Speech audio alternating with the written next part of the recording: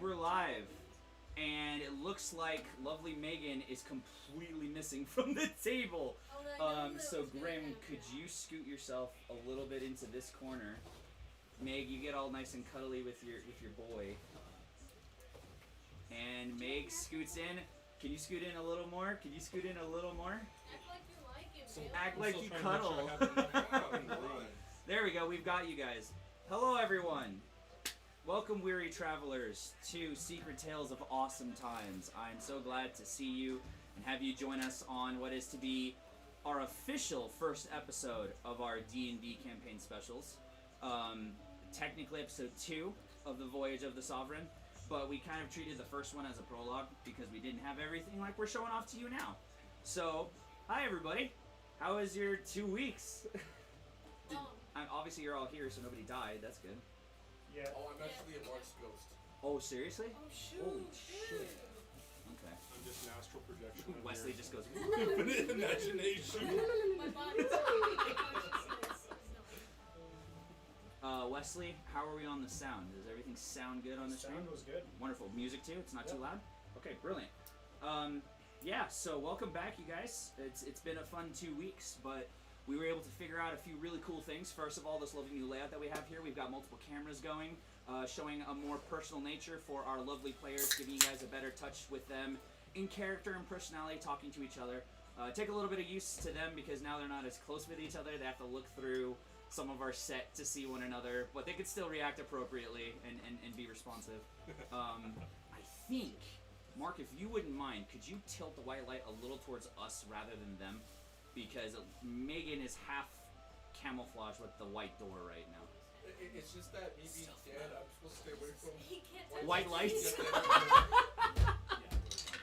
Oh my god. So what, like? Just a little towards me, like pointed towards me. There you go. Wonderful. Thank you very much. So,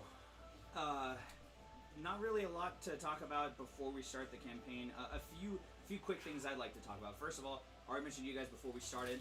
Coming soon, we are going to be releasing a Secret Tales of Awesome Times Facebook group page, a fan page basically, where we will be posting character backgrounds and bios for the characters that these guys will be playing in the campaign tonight.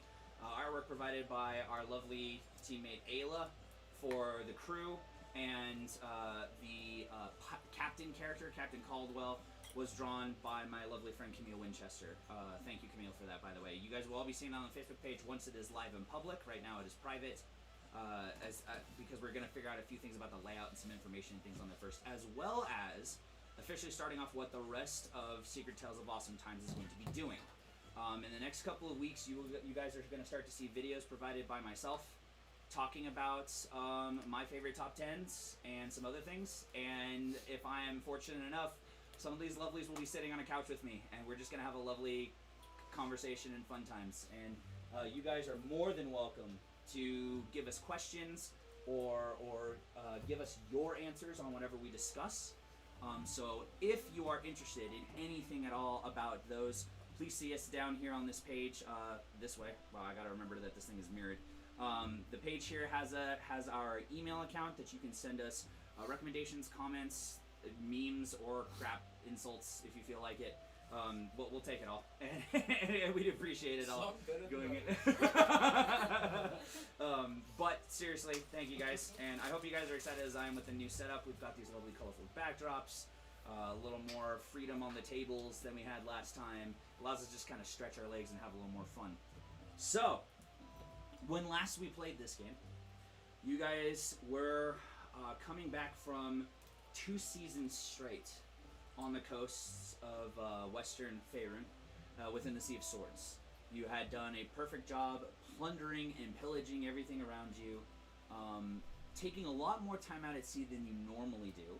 And you were coming back into Baldur's Gate, which is one of the few places that are still a neutral zone to both lawful and lawless individuals. On your way there, you were hit by a storm, and your ship encountered a stranded figure floating on a single door from a broken ship out on sea. He was pulled aboard, and you guys discovered that he was the captain of some of the most terrifying pirates in the entire Western Seas, the Bloodletters. And that was our lovely Captain Jin, the Water Genasi. And we're done. Thank you all for watching. As you were ready to slit his throat, throw him in the brig, make him walk the plank even though he was made of water, or try to drown him in some majestic way. Some people asking for skin samples before he was tortured and ripped apart. The captain came out, Captain Caldwell, who is your guys' respected captain of the Sovereign, and said that he was your new boatswain, the man in charge of the top deck, for all the personal crews and shifts.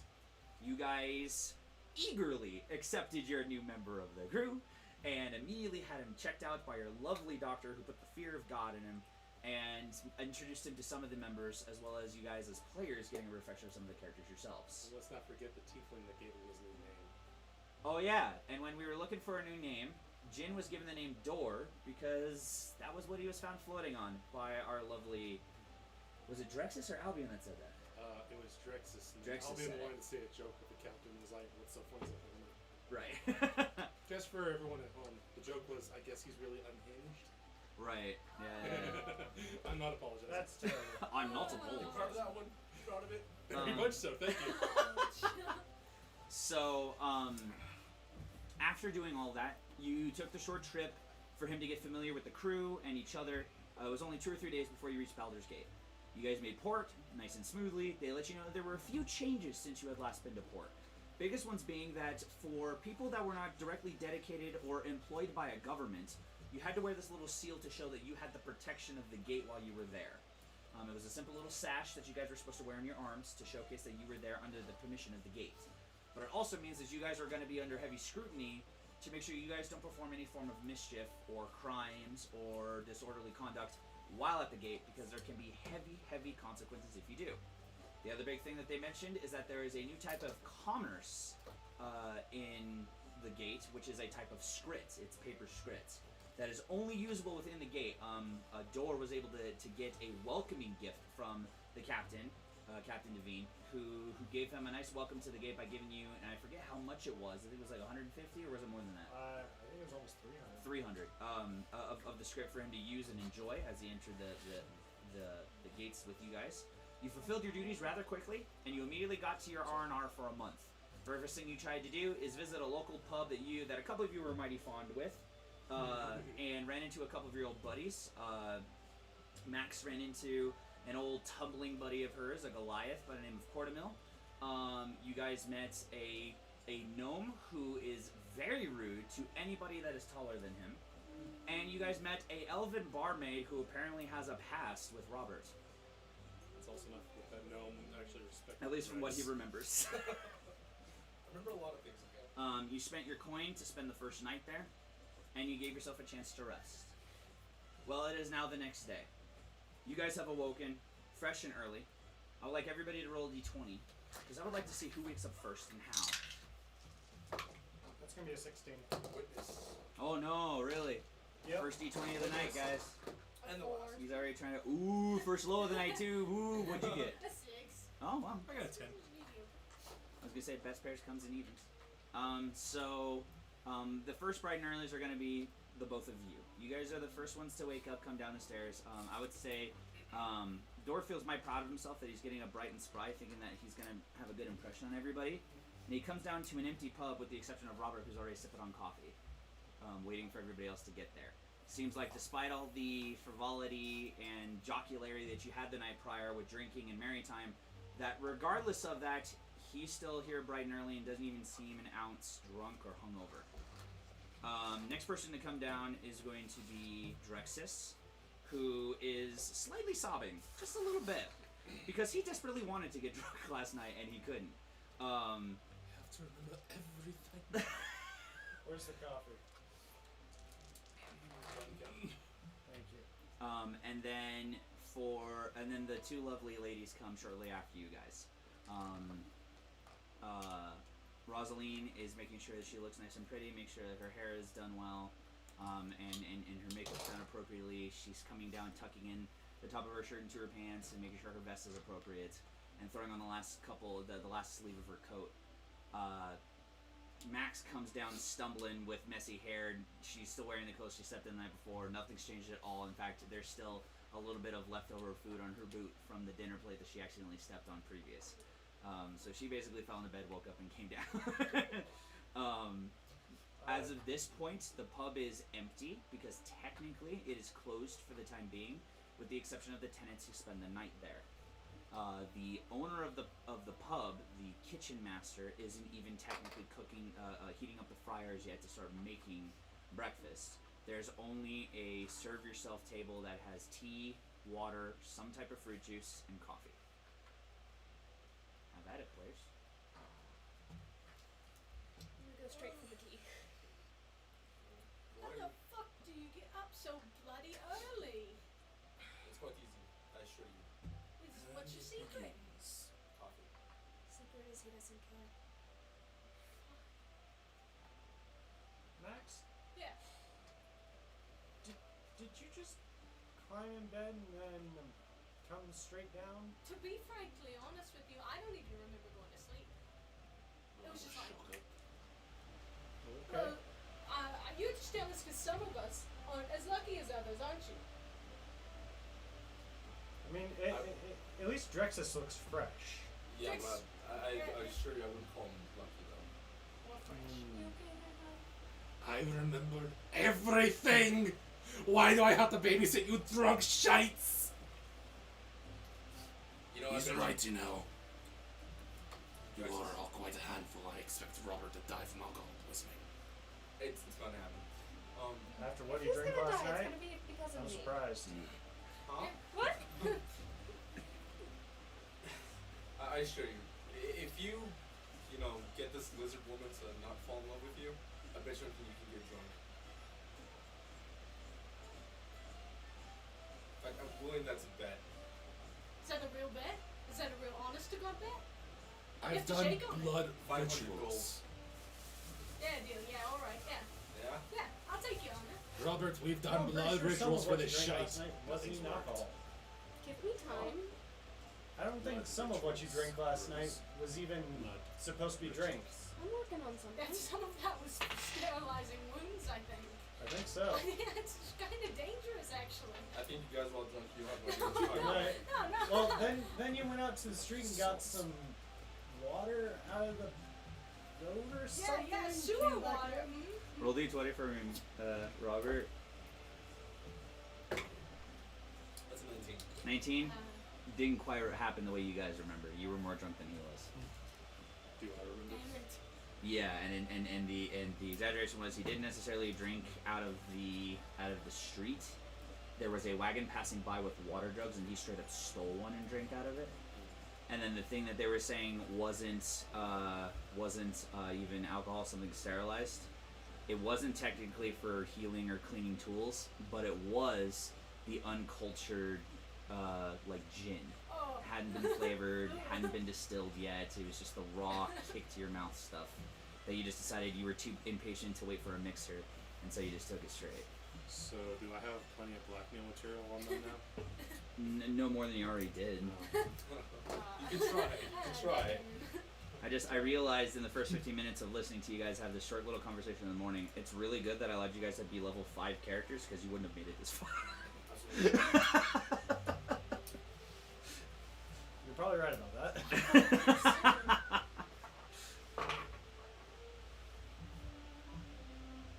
Did I piss anyone off last night? You piss me More off. than likely. Yeah, all the time. Probably. Anytime I look at you, you piss me off a little bit. Wait, was it Drex or was it Albion? We'll see. Oh, We'll see. that's not any better. We will see. How many bar fights got started? Roll d4 for me. With Max in there? Well, yeah, I mean, as many as I could possibly get started. It's gonna be 3. Can you see how it looks without the white light?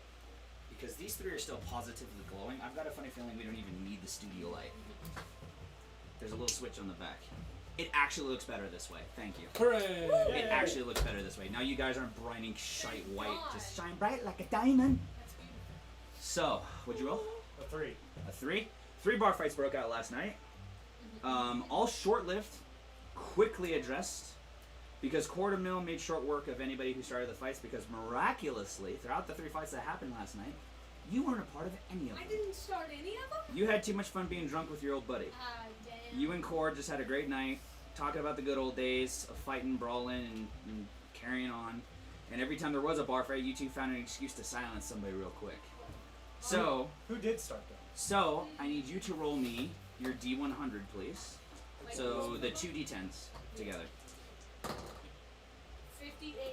So this morning when you woke up, hungover from the night before, you found a small satchel of 58 silver Oh. next to your bed with a note that said, "I know you don't remember, but good job on dealing with the riffraff last night." Oh, alright. From I the thought pub. that was gonna be like a 58% chance. No, that no, I no, no, did no. something. You actually got paid for your work Alright. because you kept the bar clean last night Good, despite your alright. typical nature. Party.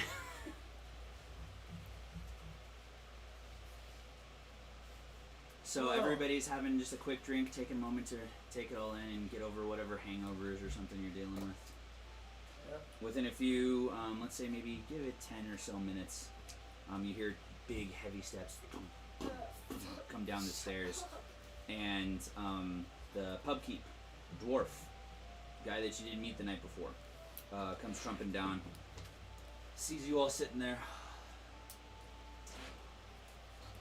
Hey, morning lads. Morning. Didn't know you all showed up in the part the other day. Kind of hobbles over to the pub and Dor, since you're the only one who's new to this pub, because these guys have at least been here at least once before. For Max and Robert, they've been a few times. He has one wooden leg from about the kneecap down on the right. He hobbles over to behind the pub, which is now, you note for the first time, you didn't pay attention to it earlier, is elevated to allow a short person to stand completely behind the bar, but from you guys, a normal person would still stand at the appropriate height. And he starts to twist a few knobs and turn on a few things and open a few valves. Looks back at Robert. So, how's your lovely captain doing? You know, mysterious as always. Keeps himself. I'm assuming that with all the partying you had the other night, none of you heard what happened, huh? Something happened? Your captain was taken to the Lord's house. I'm sure he has his reasons. First time I've ever seen him escorted by the Royal Guard, though. A lot of people around the... No, definitely walking on his own volition while they were all on horses. Sounds typical of your wild captain. However, obviously, he's never been escorted by a military guard. A lot of people around the towns are reckoning that there's some sort of trouble, or some sort of urgency for your captain and the lords. I reckon you all would know something, but apparently you don't. Well, you know, people talk, rumors get spread, so on and so forth. He knows what he's doing. We trust him, right? For the most part. Right? Yeah, for the most part. Yeah, sure. Totally. Yeah, Absolutely. sure, 100%. it's fine. Sure. More than likely something urgent. Well, let's hope that's the case. I would hate to kick you all out when you first just spent the night here. So, what can I cook you all up for breakfast? Fish, preferably. No fish, please. We haven't had actually a fresh catch in a couple of days. Most of what we have here are some good meats and cheeses. We've got some nice fruits, and we do have some of the leftover meats from the night before. I'll take some of the cheeses and fruits if you don't mind. Absolutely. You have any preference on the type of fruits last? No. Alright, let's go for 3 silver pieces for the plates. We'll just leave it open for you. Anybody else like something special? Just meat and cheese for me. My usual. Alright. What's the quickest way to not get scurvy? We'll probably keep yourself to just the bread and the meats. That, yes. I'll bring out the leftovers from the night before. Robert, you need anything in particular? Something hearty, maybe a little bit undercooked. Alright, we'll see what we can find in the back. Everybody just throw in, let's just even it out to 10 silver pieces. I'll just bring out the plates for you to enjoy before I open the doors. Thank you for coming for breakfast. Newcomers always pay. Newcomer paying. I like it. She's talking about Robert. And he I shuffles haven't off to anything yet. and he hobbles off into the kitchens to grab Yeah, his stuff. money bags. What was his name? He didn't give you his name. I thought we would have known his name. Robert and Max, technically, since they've been here the most, probably know his name. You guys have only been here on occasion, and that doesn't necessarily mean you meet the owner. You meet like the pub master, the barkeep, the maid, the servers, all of them, the staffing. But it doesn't necessarily mean you meet the owner. They know the owner, which is why he talked to Robert firsthand. So I will send you and you the name of the pub keep, so that way if somebody asks, then you can answer them. Within a few short minutes, though, he brings out large. So he comes out with 2 plates and then goes back and gets 2 more large plates of what's basically just a collaboration of the leftover bread and meats and some other things that are all freshly cut. They're not like saved from plates or anything. It's just what was left in the kitchens from cooking from the night before, because it was a rather busy night, and they're still fresh and ready to be eaten. The plate of fruit is brand new, freshly cleaned and everything. And it's a mix. It's an array of grapes, apples, and a special kind of fruit that's in Faerûn that's known as dragon pears. They're these very long, pink to violet colored fruits that are sort of diamond shaped. And if you were to think into your mind how they taste, it's between a mix of a tangerine and a plum. They're really juicy, really good. Lots of people love them because it is a very rich source of vitamins and potassium. I will definitely be partaking in those. So all that is laid out before you, along with still the free drinks that are there, the coffee, the tea, and the water. And Just swipe one from your plate.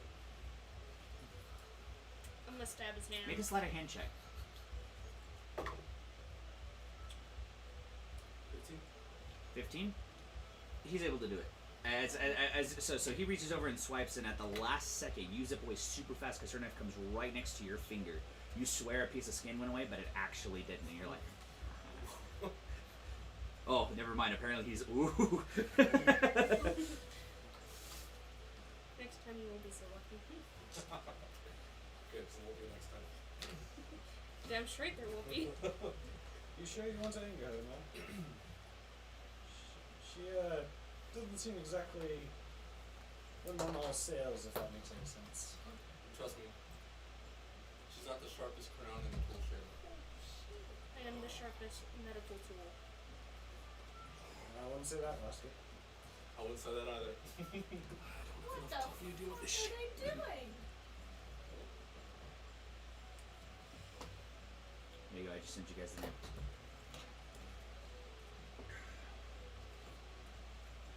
So you guys eat your fill?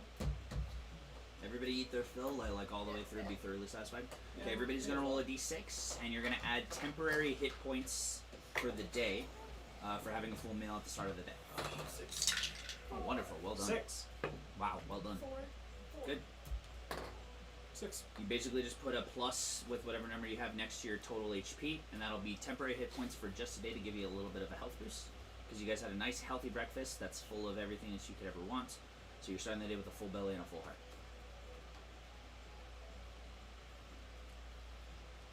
And some lovely morning banter. Absolutely. Part of complete breakfast.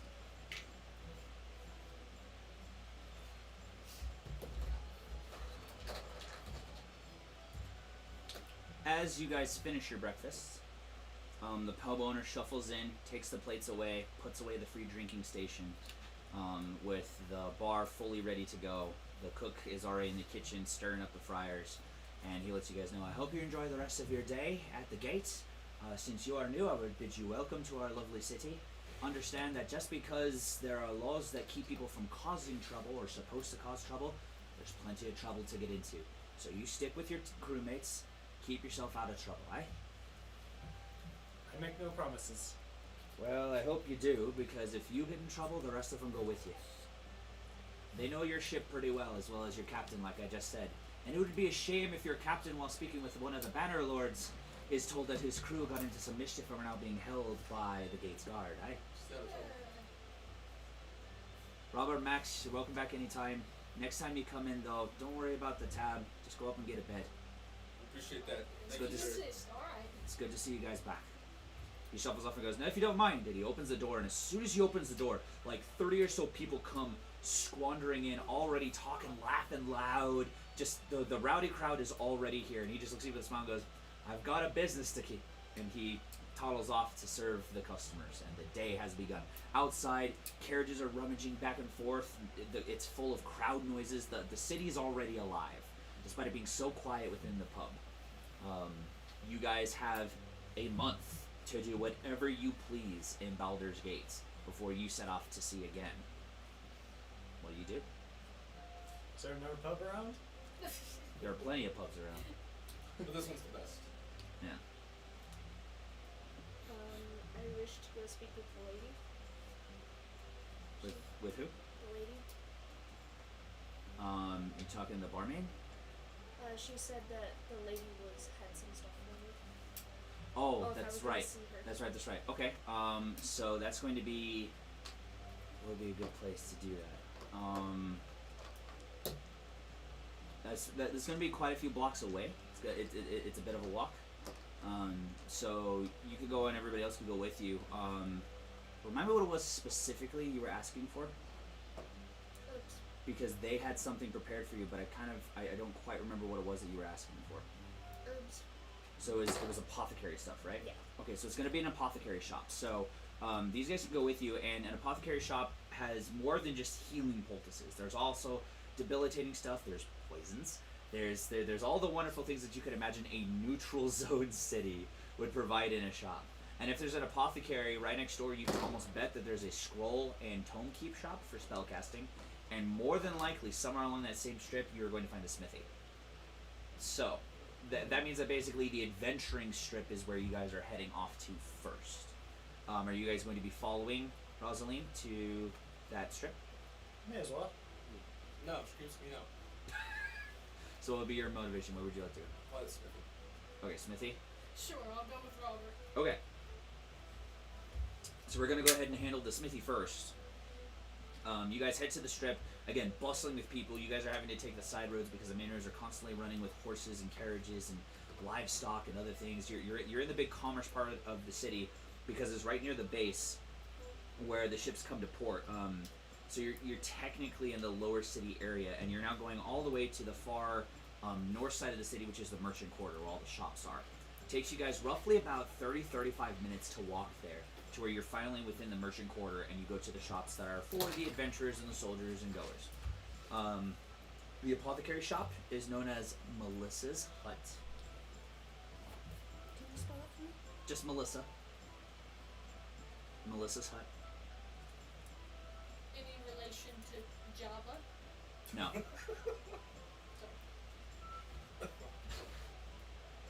She was the first one to say fuck tonight, and she's now the first one to make a pun like that. Starting real, Meg. Thank you. Keeping it strong. Keeping it strong. I appreciate it. You're welcome. Melissa, Broken the eye. Melissa the Hut. I just see a hut like taking a selfie or something. like it's the teenage daughter that doesn't understand. You know what I mean? Like that's what comes to my brain. When she...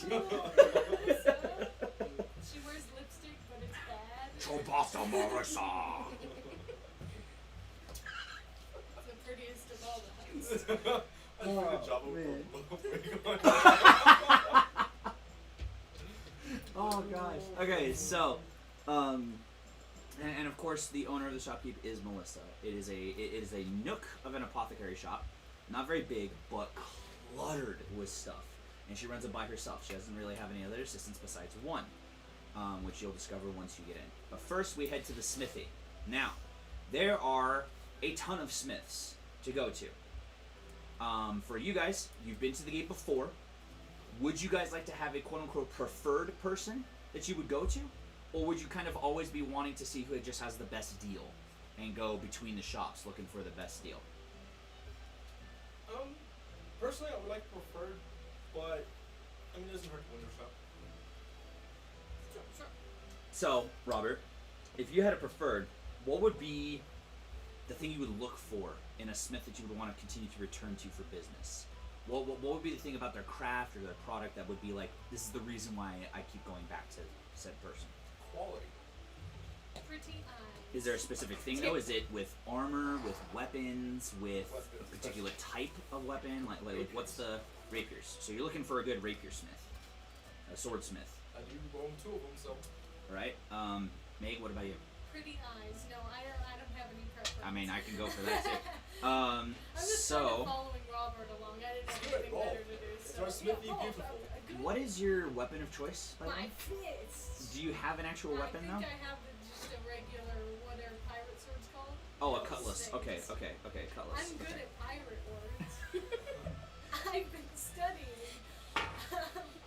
Okay, so you guys You're are going to... studying? Since when? I can't read. Exactly.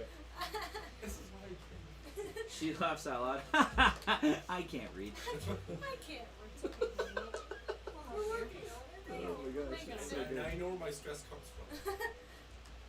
I get all the messages. but I Mainly can't it's from read. her. Yeah, And your mainly. fear comes from her.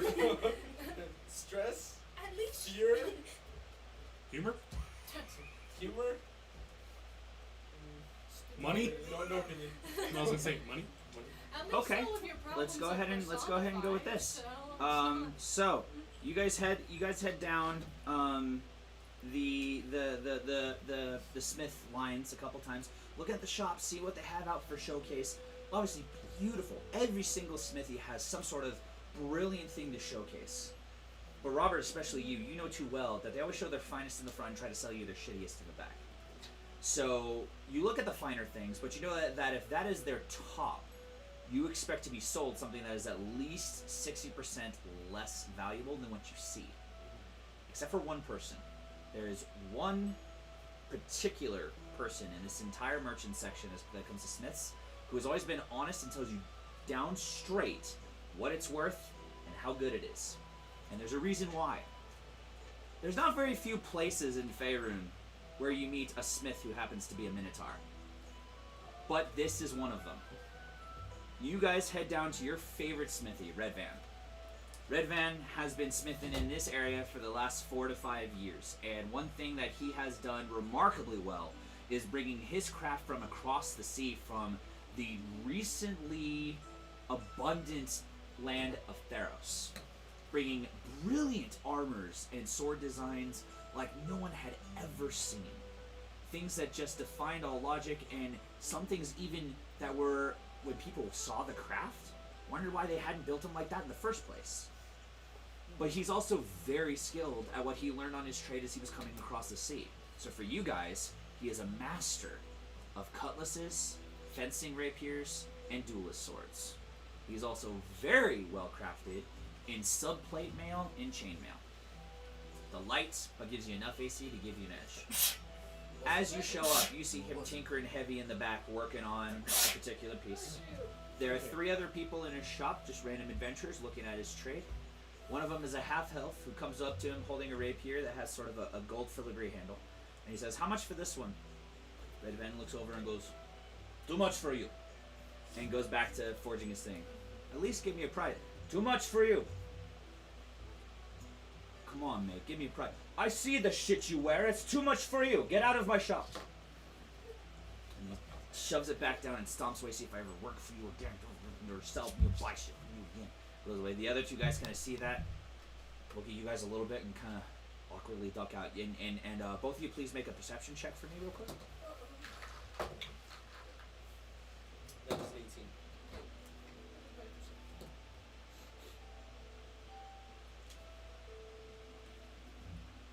Yeah, a 10. 10. You guys both note that these guys look like rookie, all 3 of them look like rookie adventurers. Guys who are wearing ramshackled, put together bits and pieces of armor, plate that doesn't match, missing pauldrons. You know, they just look like either local militia grunts or adventurers starting out their trade, which is quite common again in this era of chaos recovery after the wars. So, you know better than anybody.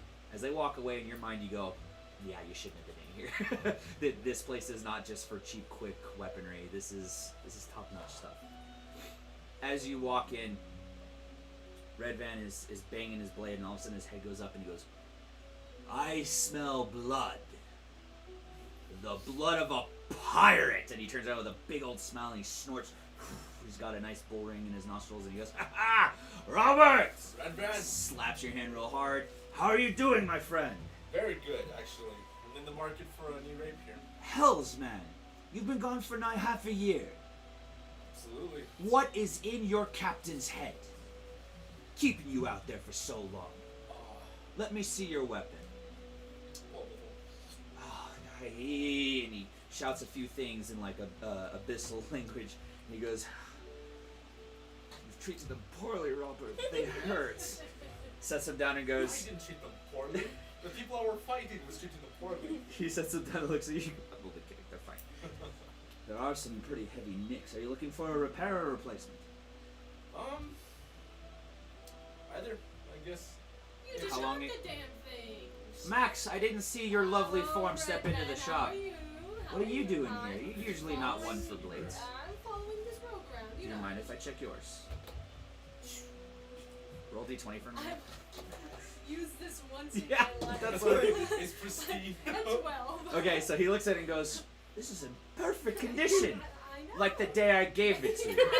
I take good care of my weapons, Redman. Come on. You hurt me, Max. You should use it more. It has just a It little. would keep your hands from getting cut You so show much. me a sword that I can use better than my fists, and I'll use it any day. But until the day you do, I won't. He kind of knocks it into the wood on the base of the smith to hold it up a little bit. He goes, "Actually, since you've been gone, I've been working on something new, and I wonder if you would like it." Ah, you've intrigued me. Okay, I'll bring it out from the I'll back. In the It's not very meantime, hard. would Not you very like a repair or replacement, Robert? Well, I mean, you could obviously go for an upgrade if you wish. It's still pricey, but you know I give you a discount. of course, and I would prefer an upgrade. If there's nothing as better quality as those ones, then I would gladly keep them. If you got something better, Sure. Let me show you what I have in the back. I'll be right back. Enjoy the wares in the meantime. Swing around anything you need. Just don't kill anybody. Of course. And he stumps into the back. You guys are the only ones in the shop for a few minutes. The walls are arrayed in rapiers, cutlasses, and then when it comes to Theros, it's Roman base. So there's gladiator armor, centurion helmets, gladius, and long Spartan type styled pole arms made of solid iron hanging from the roof and the sides. They're the traditional short curved bows and the arbalists from Roman warfare. A new type of semi-automatic crossbow that's never been seen in Faerûn. All this beautiful stuff that you've always been a fan of, but he doubles the price for these since they can't be found very much in Faerûn. So it's stuff that you can't touch unless you really want to pay out your wages, but it's always fun to look at and maybe try it out. Think about the terror on the sea if we had everybody decked out in something like this, huh? That's. Do you guys remember how much you have in your pockets? Because I believe I told you guys a general amount. If not, we can roll for a pocket amount right now. Well, you just said I had rolled like a 19. You said I was wealthy. Yeah. And that usually means wealthy means that you get an average of 5 gold pieces a day. So we'll rough it up to you having pocket change anywhere from. Roll me a D100, not the full, just the 10 digit, and a D6 afterward. That's 90 and 5. So we'll rough you up to about 560 gold pieces. Nice. That's a pretty good hefty starting amount. Do you want to do the same? Do you want to roll for that as well? Go for it. So a D10 followed by a D6. 54. 50 and 4. So we'll throw you at 260. But you're also going to add on the pieces of silver that you got this morning. Definitely not bad for some level 5 characters starting off. Not bad at all. So, and when I'm saying these things are expensive, like for example, the Arbalist sits at 3,000 gold. Like we're talking, they are like you have to be saving up and then spending your wages appropriately to get some of this stuff. The Spartan spears set at about 1,500 to 1,200 a piece. These things are expensive. If you were to afford anything, it would probably be a gladius, but that doesn't really fit your fencing duelist nature. Obviously, it's meant for a more brutal scenario, multiple target type thing. After a few moments, Red Van comes out from the back. Oh, by the way, the description of Red Van is about a rather short minotaur. He's only about 7'2".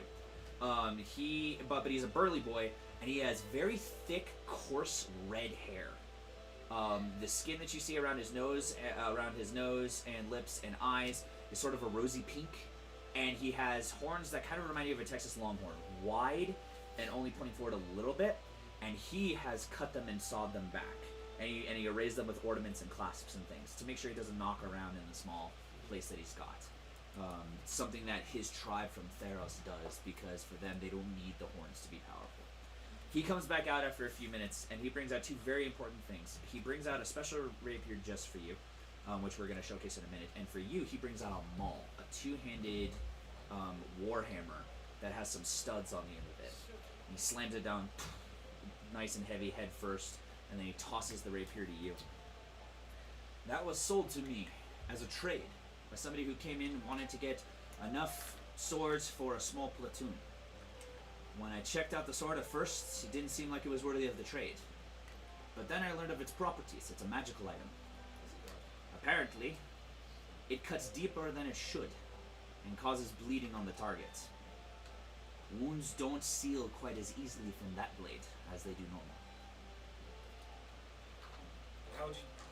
I checked it out with one of our local wizards, and they say that it is not a form of black magic or a curse, so it's just an enchantment of some kind.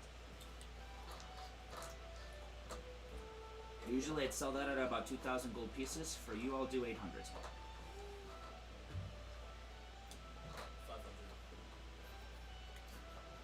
500. Give me a persuasion check real quick. For Meg, he hauls up, even in on him it's a little heavy, hauls up the maul over to you and puts it in your hands. Make a strength check real quick. 19. Okay, you pick it up and you're handling it even better than he did. You're just, yes, feels good in your hands. Nice heavy thing. That is made from solid stone, reinforced with a magical barrier that makes it not as easy to break. It is just as durable as steel. It gives all the damage without any of the lack of durability. Alright, I'll humor you. How much? Nobody really wants it because everybody comes for my swords, so... About 150 gold pieces. It's a little rich for my blood, I'll be honest, but I'll take it. Because Alright, I sounds like good. you. So you're going to put in your inventory list a two-handed warhammer.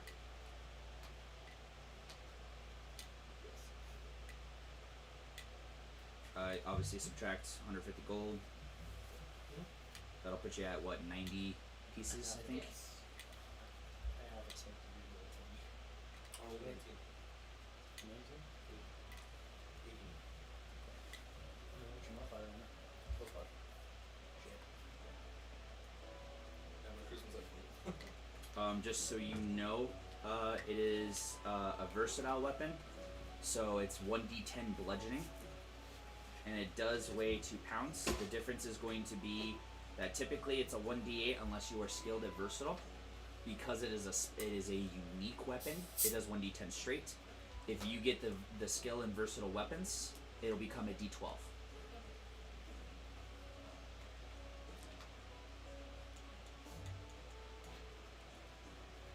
You give him the 150 gold pieces. He begins to forge through it. And he looks back at you and goes, "Not fair to con a crewmate." Tosses 50 back to you. It's worth 100. Puts it in the You thing. flatter me. Robert, 500. That's all you got, huh? That obvious, huh? Tell you what, you're giving me back your other 2 blades. Well, it's still like. You give me back the other 2 blades, I'll take it down to 150 straight. 150. 150. You'll do good by that sword, I know you. I'll make another rapier.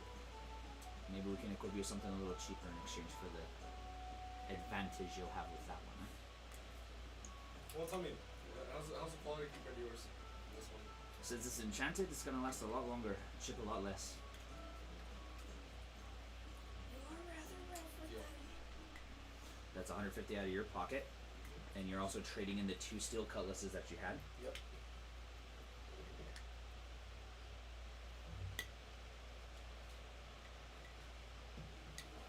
Now, would you want to try and get another cutlass or rapier, Mark, or would you be looking for something like a short sword? Would you want to try and keep the same style? Try to keep the same style. I could swap one rapier for a cutlass. Mm-hmm. And I'd be able to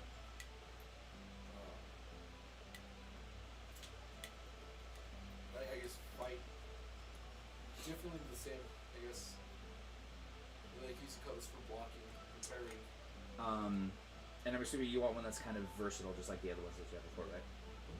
Okay, so he's gonna so Redvan's gonna take a look around the shop, and he's gonna pull out a nice brand new steel cutlass, newer version than yours, so lighter, but still gives off the same amount of dexterity and everything. So it's still gonna be I think it was a D8 for your cutlasses if I remember correctly. It was either D8 or D6 if I remember correctly.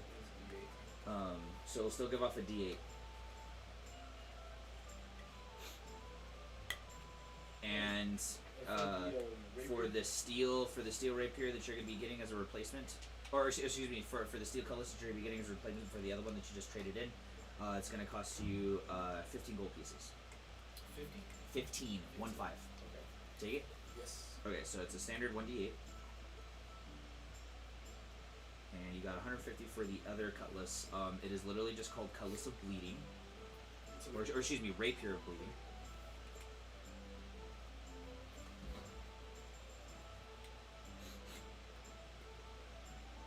That was D8 plus.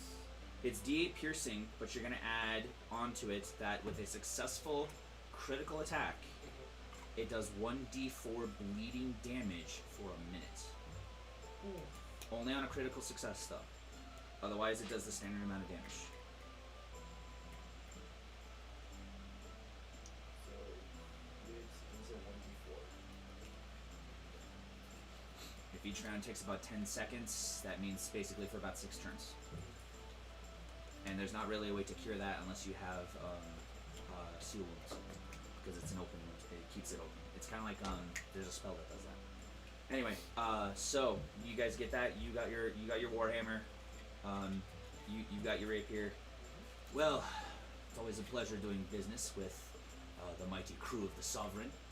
Reaches out to give you another nice big hand clap. You be well. You as well. Enjoy the hammer. Hopefully it'll save your hands a little bit. We'll see. Of course. Do take a moment to see Elfhelm down on the other side of the street. Alright. He's been working on some iron knuckles and gauntlets that maybe could Alright. protect your hands from damage in the future. Thank you, Red. Do you guys need anything else? Were you looking for some kind of armor or possibly other pieces of equipment that you think you might need? Maybe some of your crewmates need something. Okay, was. Well, I don't do shopping for that method of being honest. What do you do with all your gold then, Max? Does it just sit somewhere in your room? That's the point, isn't it? Is the Sovereign like half hulled down in the water from all the gold that you earn and don't How spend? do you think it stays afloat? Or does it all just go to your meat? Otherwise, you know the captain, otherwise the damn ship would be flying through the air, so I have to weigh it down a little bit. Ah, but how much fun would it be to see the Sovereign fly? I'm not at liberty to discuss that right now, Red Van. Oh my goodness. Okay, well, we'll just keep it secret. No other business to do then, eh, Robert? No. Well, I bid you both a fine day. Welcome back to the gate. Alright, thanks Thank for you. He that goes back to working on his piece. You guys walk out and start making your way back down the road towards the apothecary shop where you know you left your crewmate. I need both of you to make a constitution check.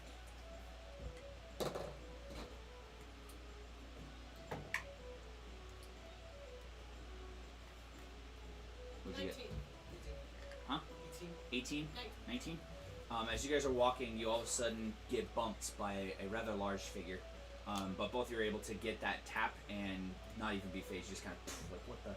Turns around, it's another Goliath, far bigger than Quartermere. This guy stands at roughly about like 9.5 feet tall, clad in spiked steel armor with war paint on it, war paint on his face. Basically a 9'5" Kratos. Turns around, looks at you guys, and goes, "Watch it, you short people." And he Whoa. turns around and begins to walk away. Oh my That was I almost it. Come on. I swear to God, he almost hurt himself with that last word. He couldn't say it. He doesn't know words, huh? I think to you, Maxine. At least I He can turns say around, the he word. stops stomping, slowly turns around and goes, "Excuse me." Yeah, you know what? You heard me right. You don't know words. "Are you mocking me, short lady?" You know what? Me? Absolutely. No, wait, not. come on.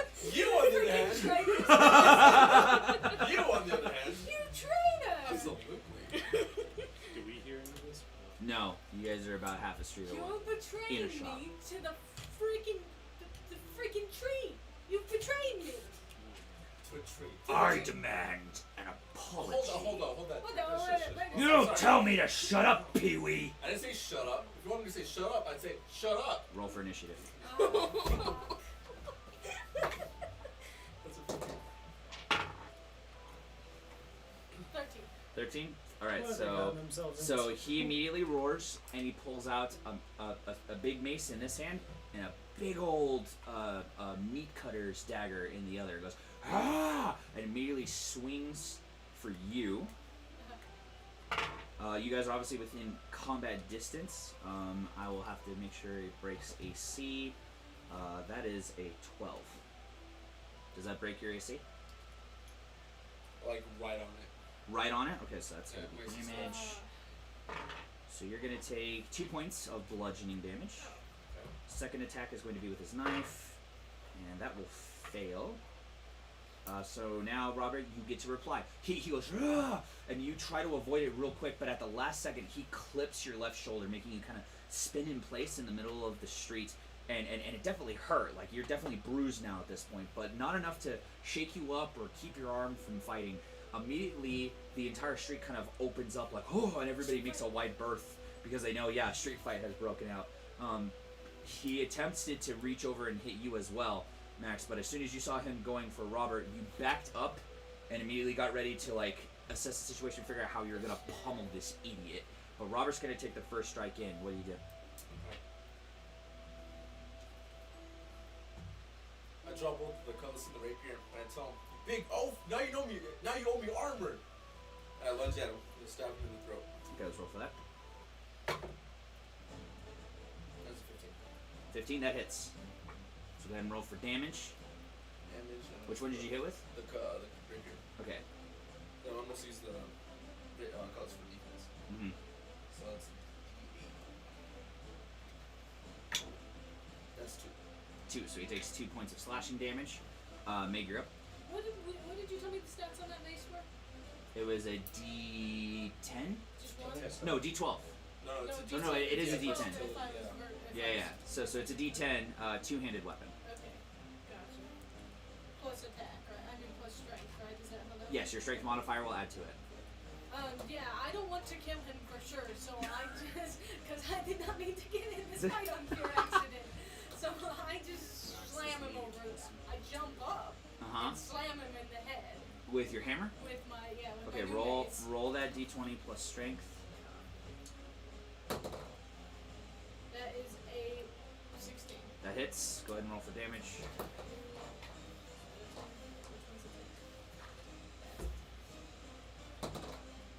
Five. 5 total? What did you roll? I can roll the one. Woo! Okay, so he takes 5 points of bludgeoning. So you dodge real quick and you slice him on the arm. He kind of, and then as he does it, you see Max from behind go, but you can tell that she's holding back and she just kind of goes punk on his head. And he goes oof, and turns around like and he immediately swings for you with the mace first. That is going to be a 16 to hit. Yeah. Okay, so that's 12. You take 10 points Yeah, that of bludgeoning damage, and that is only a 5 for the dagger. So he responds in kind with your bonk of the head and tries to respond in kind with his mace. Hits you right on the noggin, and you watch as Max gets hit. She goes, she's kind of whoo. Maybe that woke her up finally. Robert, you now have advantage because his back is to you because she decided to attack from behind. So you now have advantage on all your attacks, which means you're gonna roll twice and pick the best out of the 2. Okay. I want to swoop in and stab twice at the lower back. Okay, go for it. And that is a 2. That one hit. Second attack. And that is 19. 19 hits, and that will be with your cutlass. Yes. Okay, roll for that cutlass damage. That's an 8. That's 8 points of damage. All right. You see that you've got the back. You swing with your rapier to try to get him, but he's in the middle of brawling with Max, so he kind of without knowing, he kind of moves out of the way of that, but then you quickly take your cutlass and you stab it into the back of his calf. Just real quick. And he goes down to one knee now, and looks up and is ready for your round of attack. What do you do now that he's kind of down on one knee? Okay, I have a crazy question. As a level 5 barbarian, would it make sense that I have 2 attacks per action? Does it say you have second It attack? does. Then yes, you do. Okay. Then I do the same thing. Try to bonk him over the head with the hammer with the maul again. Okay, so roll for that first attack. That is a 17. That hits. So roll your d10. Oh, that's a 6. Ooh, 6 nice. plus 5, 4 is 10. So 10 damage, and your second attack? And then I just punch him square in the nose. Okay, so now you're going to do unarmed strike. Yeah. What is your strength? That's plus 5? Yeah, that's just 5. Okay, so go ahead and roll for that. So that does not hit. That does not hit? No. Okay, cool. So she rose up, she immediately goes, bonks this guy square in the middle of the forehead with her hammer, and you see him go, ugh. And she's like completely dazed and out. She puts her hammer down. Max puts her hammer down, walks over to him, and goes, "Stop fighting, bro." It just kind of like doesn't really hit him anymore. It's just like, give it a rest. At this point, he drops the mace and the dagger and falls to the floor. He's looking straight at Max, knows that you're behind him, obviously, because his calf is bleeding. You guys hear footsteps, though, running behind you, running up to you. About 8 or 9 other brutish-looking men come running up with war paint and things just like his, all brandishing axes and short swords, seeing what's going on. They go, "Hey, boss, you all right?" Yeah. Excuse me. He slowly gets up. You see him put away the knife and pick up the mace. "Yeah, I was apologizing for running into these two. Sorry." It's not armor. It's quite alright. Armor? He broke my armor. Is that an intimidation check there? I want your armor. Roll. Oh, damn it. God Intimidation. damn it. Intimidation check. 3? I want to help. I want to help him. I want to Oh, help that's a plus intimidate 1 him. because Okay, so roll for your intimidation as well. well, it's technically it's an 8 because I get a plus 1 for my charisma. A natural 1! What's your charisma? It is, yeah, plus 3, so, 4? yeah, it's a So 4 plus 8. You guys kind of stand together for a minute and go, however you want to hype him up. yeah, fucker, you know. Thank God. You chose the wrong companion. I don't know, because technically it's going to work for this guy, so he's going to go, Yeah, you tell him, yeah.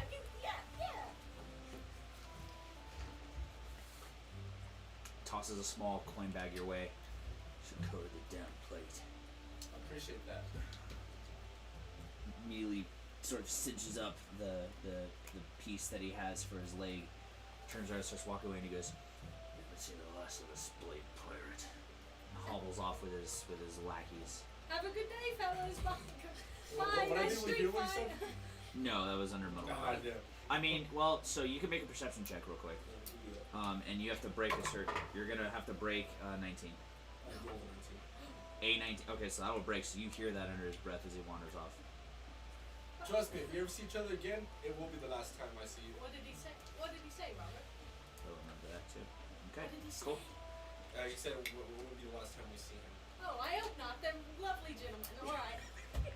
Shall After- we get To you something? follow your heart again? Yeah, no. After a few short seconds, this street suddenly is alive again like nothing ever happened. They watched it, now it's over, they continue. No one bats an eye, nobody reports authorities, they just kind of keep going like nothing changed, nothing's wrong. Give me some armor. All right. That's a pretty good chance to try out the new weapons, though, wasn't it? Yeah, I That's agree, pretty I good, agree. yeah. So do you want to go to Alfheim or do you want to go back to Red Van? Let's go right then. Okay, you go back to Red Van. She turns around and goes, "You just left." But it's a- I just remember I forgot something. Alright, What, I mean, people can't I do didn't go. shopping? I can see that, but that looks fresh. Are you the commotion that I just heard? No, Absolutely No. not. Come on. You know me better than that, man. Come on. You are a terrible liar. Absolutely. I can't let it save my life. Tell you what. 3 gold pieces. I'll just repair the one you've got. I'll do. The satchel that he gave you, has 4 gold pieces in it and 13 pieces of silver. So you just gave Red Van 3, so you got 1 gold piece and 13 pieces of silver off the bruiser in the street.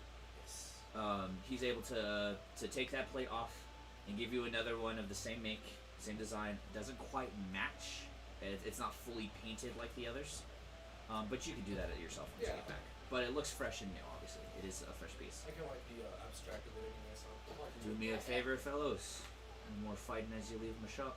You don't think it drums up business? It's sort of, you can make it into like a new selling point. Not you if know, the business is that everybody's getting beat up by my weapons. That but doesn't then they help. see then they see that they're good weapons, and then they want to, buy Not the good in the gate, weapons. Max. That's Come called on. trouble. This is savvy business type talk. It would be fine if you were happening. 5 feet outside the gate, but inside the gate, there's problems. All right. Alright, Next alright, time, if hey, somebody alright. threatens you, Max, just say, "Let's take it outside, walk them out the merchant quarter, out the east gate, and beat the living shit out of them there." Alright, And then you dude, could say, so "I beat you with Red Van's hammer," and everybody can come and get money. Alright, well, I'm glad we worked on this business model a little more. Yeah. Take people out of town, beat the crap out of them, be like, hey, you just got beat by this. At least we have structure. Yeah. Advertisement. Yeah, so There you go. writing this down, this is good. As a little fighter, and I'll get an extra attack too, plus 3 proficiency. Okay, cool. That's stuff that you guys will need to keep in your brains as we go forward. Because I will space, because I'll be thinking about what the NPCs are doing. So, you guys just had a little misadventure. Now you're going to actually go to the apothecary hut. While you guys were doing all of that, we're going to rewind time a little bit. 3 of you enter Melissa's hut. Very small place. Roughly the size of a 2-bedroom townhome. Not much bigger than that. The main area in the front is about the size of a 1-bedroom apartment. Nice cluttered little place, although the ceiling's plenty tall. Top to bottom, shelves that are full of potions, concoctions, and apothecary pieces of dried leaves, fruits, and other strange little things. Bottles full of weird little critters and eyeballs and other weird appendages left behind, and a bunch of other stuff. Up in the top right of this apothecary place, which, by the way, smells of every type of smell you could possibly imagine. It invades your senses left and right, both focusing you in and dulling you all out at once. Up in the top right corner, smells there like is a home. bird cage that several pixies are inside, and they all seem to be playing funny little flutes, purposefully harmonizing to sound really nice and pleasant. By the time you're enjoying the music, they blast a note of discord just to screw with you. They laugh and then continue with their jolly tune. As you guys walk in, you don't see Melissa hanging around this area, but you were told by that note that there was going to be stuff waiting for you, so you wait to see where your package is. In the meantime, you are free to browse. There you do. I want to see the Stranger Things that she has. Alright, make a perception check. Sorry, she said There's a beholder in a bottle.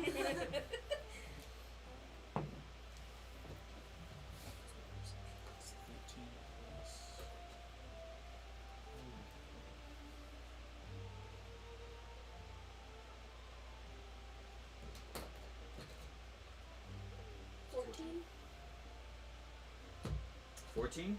Yeah. So as you wander around the apothecary, just looking at all the interesting things, you do note some potions that of healing that are of concoctions and mixtures that you don't know, which fascinates you because you've kept yourself pretty well learned on potions of healing since on your pirate ship you don't really have a caster healer.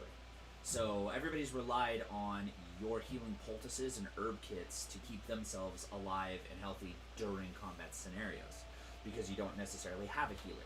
So you've been well stocked up and learned on how to make things so you're very versatile with whatever herbs or medicinal pieces you can find wherever you've gone.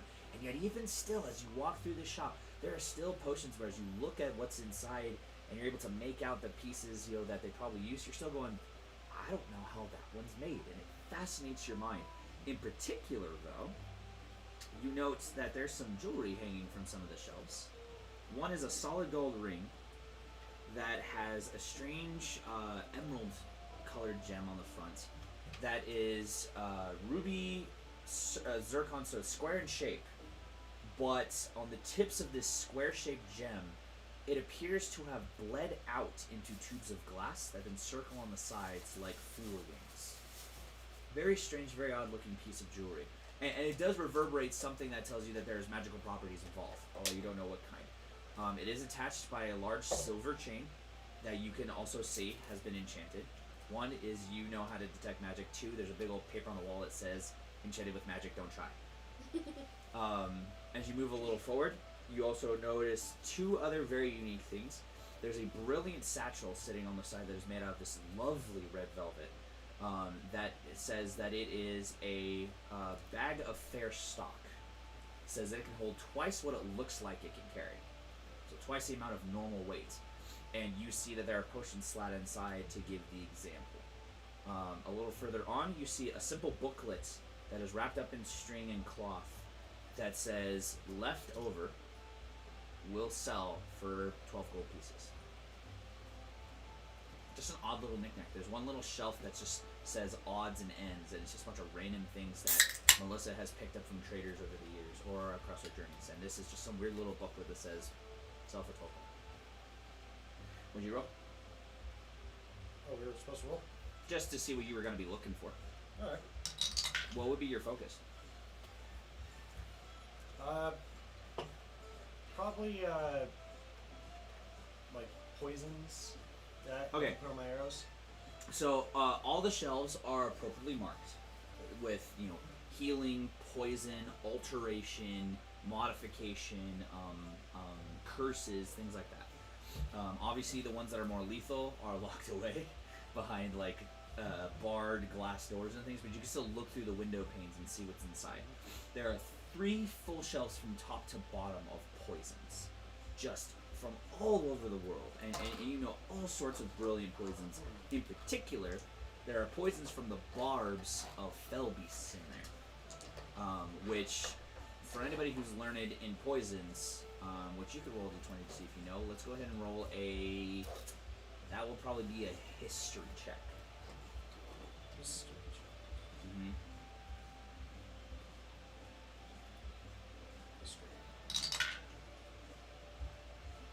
That's gonna be 15.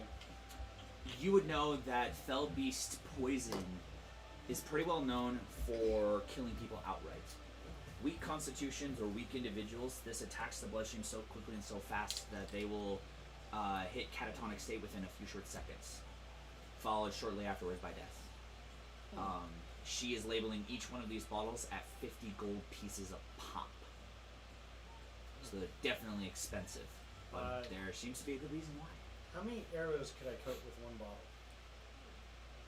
I don't know. We'd probably have to look that up. How many you would have to coat. If I remember correctly, when you're coating with a vial, I think a vial has 5 uses? Or is it more? It's either 5 or 6. I'll get a check on that real quick. In the meantime, Grim, what would you be looking at? A cure for your non-drunkenness. No, I think Drexus and Lily would be. Would there be a certain section of the store reserved for my line of work? The Blood blood hunter. stuff? The blood hunter work? Technically, yes. There will be a specific area for like the Vilekin blood and the beast blood that you will use for imbuing magics. And she does have her own section of it. However, it is considered a rarity because of how exclusive the items are, so it does come at a pretty price. Also, is there a workshop anywhere nearby? Like When a you specific use it hunter's as a workshop? vial to coat something, it is a 1d4 applied to the weapon. It gets 6 uses out of the vial. Okay. So every time you coat something, you have to roll a d4 to see how much extra it actually does. Okay. So it could be up to 4 per damage, or it could be only 1 per damage. Yeah. And there's 6 uses out of 1 vial. And that is per encounter. Okay. So you would use it for an entire encounter, and you'd have to recode it again before the next one. Okay. So the shopkeep isn't around, right? Not right now. You assume that she's probably in the back. I'm gonna try and swipe one vial and Okay, we'll get to your roll in just we'll get to your roll in just a quick second. In particular, what were you looking for? Any kind of special poisons useful against Fae, fiends, and other. Yes, I'm not saving your so ass. there are plenty of turn undead potions and poultices, and there are a few what they call banishment scrolls that do a wisdom saving check on demon characters, and if they fail for I think it's 5 minutes, right? Banishment's 5 minutes. yeah. 5 minutes, they are removed into another temporal plane for 5 minutes, and then they return, giving you a chance to prepare or run away or whatever. And so there are like cantrip casters that you can it's like a smoke bomb that pops in front of that creature, and if the creature gets hit by it, fails on that throw, they're then transported to another plane for 5 minutes, Jesus. allowing you to do whatever you want. Wait for him to come back and shank him in the butt, or run away, or set a trap, or to take time to concentrate a spell, whatever you would want to do in the meantime. I love how I did ninjutsu just now. I'm such a Like weeb. 1,000 years of death, so like, you're telling me He waits, Drex the sweeps behind like for boom. 5 minutes, just stick 4 fingers up his butt. Uh-huh. You're a sick man. You're a sick man. Oh no, I'm not. Oh, I'm gonna man. empower Albion with that. Just. There we go. So, Sick man. also a question: Yeah. Is there are there any other blood hunters that operate within the gate, or no? Not that you know of. So there's no workshop, nothing that I would know of. No. There wouldn't be really like a headquarters or a sect here. There are definitely blood hunters that pass through, because there are places that specifically have, like she has, like things for blood hunters to help them in their unique skill. But it is still a very new thing, just like pistols and firearms are to Faerûn. So you tend to have to try and find exotic or exclusive shops who provide these things. Melissa herself is an exotic shopkeep, so she would have it. Would I know of any shopkeepers that do work with blood hunters? Roll d20. Do I need to add anything to it, or just straight? No, just straight. That's a 2. Not in the gate from the last time you were here. It doesn't mean that within the 6 months somebody else hasn't moved in. So you would have to ask around. But the last time you were here, there wasn't any particular person who specifically supplied and helped blood hunters. You just had to kind of find people who were like this, who had an exclusive area of a shop because they were trying to embrace the business. And it is a rare thing, because a lot of people look at it in the same light as necromancy. They don't want to touch it, they don't want to deal with it too much because of how it messes around with the blood. And so some people don't seem to be afraid of it, but there are a lot of people who are still kind of superstitious and don't like to mess with it too much. So you will have to ask around. You will have to ask around and gain some intelligence to see if there is anybody that knows of it. But for right now, you don't know anybody in the meantime. Have I been to this apothecary before? Or is this No, you guys have never been to Melissa's. This is a new supplier. The supplier that you guys typically went with for apothecary stuff was sort of a general supplier.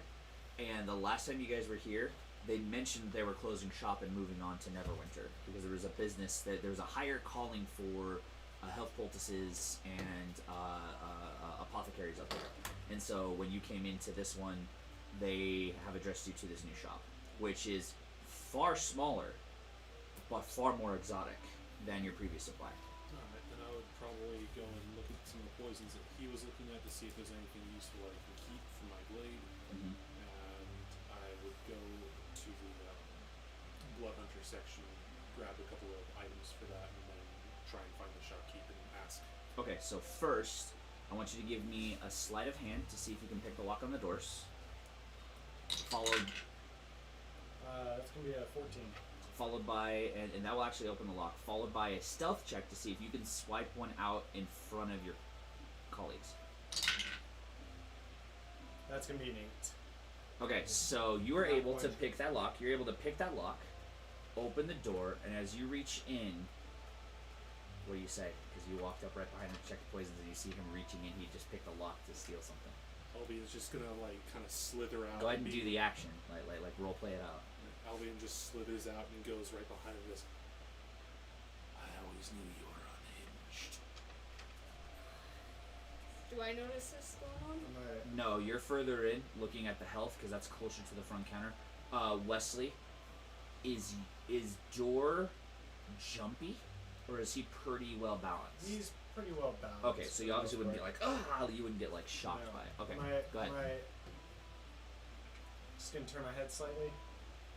Are you gonna tell the lizard? Oh, what fun that would be. To watch her peel you like sour apple. Will you at She least let me wouldn't take dare this? would make a mess in my shop. And all of a sudden, a beautiful crimson red tiefling woman with sultry raven red hair and glowing yellow eyes steps out from behind the closet door. Her hands sort of, they look like she's washing from, cleaning up from whatever she was working on in the back. Sleeves rolled up. Beautiful corsets, leather corset with silver and gold stars arraying it. No shirt underneath, bust full exposed for everybody to see. Beautiful open cut, ruffled skirt, tail flicking back and forth, making eyes straight at you with a leer. I would be the one to make the miss. Please put the poison down and close the door. She snaps her fingers and you feel the lock take place. We were actually gonna ask for some. At least my brother and I. You'll do Not it on this my idiot. You'll do it on my time, not yours. Fair enough. Welcome to my shop. I am Melissa. Are you from the Sovereign? Yes. I was expecting you to come. Am I am to assume then that you are Rosalie? Yes. Pleasure to make your acquaintance. We will be business partners from here on out, I suppose. I do hope so. Lady Faye was a very fine apothecary. It was sad to see her go from the gate. Now, I have already sent the supplies to the ship as per ordered, and I have already received payment from your little halfling friend. What was his name? He seemed to always be kind of off-putting and grumpy. I'm pretty new to this ship. I don't know anyone's names yet. The Aussie something or other. Yeah, that was The the one. angry little midget, yes. Yes, the angry little midget. I already sent it with him. Made sure that everything was according to his plan. At least from what I saw. But I was told that you were always in the market for newer, fresher things for your ship because you do not have casters aboard, yes? Yes, I like to keep them well known. And obviously, as you have shown, that you are blood hunter, no? We try to keep that. But we can hear inside the shop while the door is closed. Fair enough. So please, I knew the Sovereign. Smiths would work with us. At least us. There are a couple who might be able to help. But in the meantime, if you would like to have looser tongues and not worry about people hearing outside, she snaps her fingers again, and you guys see a veil of gold light go over the front door and the windows. Just kind of go over, glossy, and disappear. No one will hear anything until I say so. So, please, by all That's means, not terrifying at all. clientele. I have to keep some sort of business here, and usually it deals with the ones who wish to keep secrets. So, what can I do for you, blood-curdling, sniveling deviant of pirates? Those healing potions at Winterways that were Yes. how much are those? Well, it depends on the ones you're looking for. The ones near the top are the most expensive, usually ranging anywhere from 10 to 15 per vial.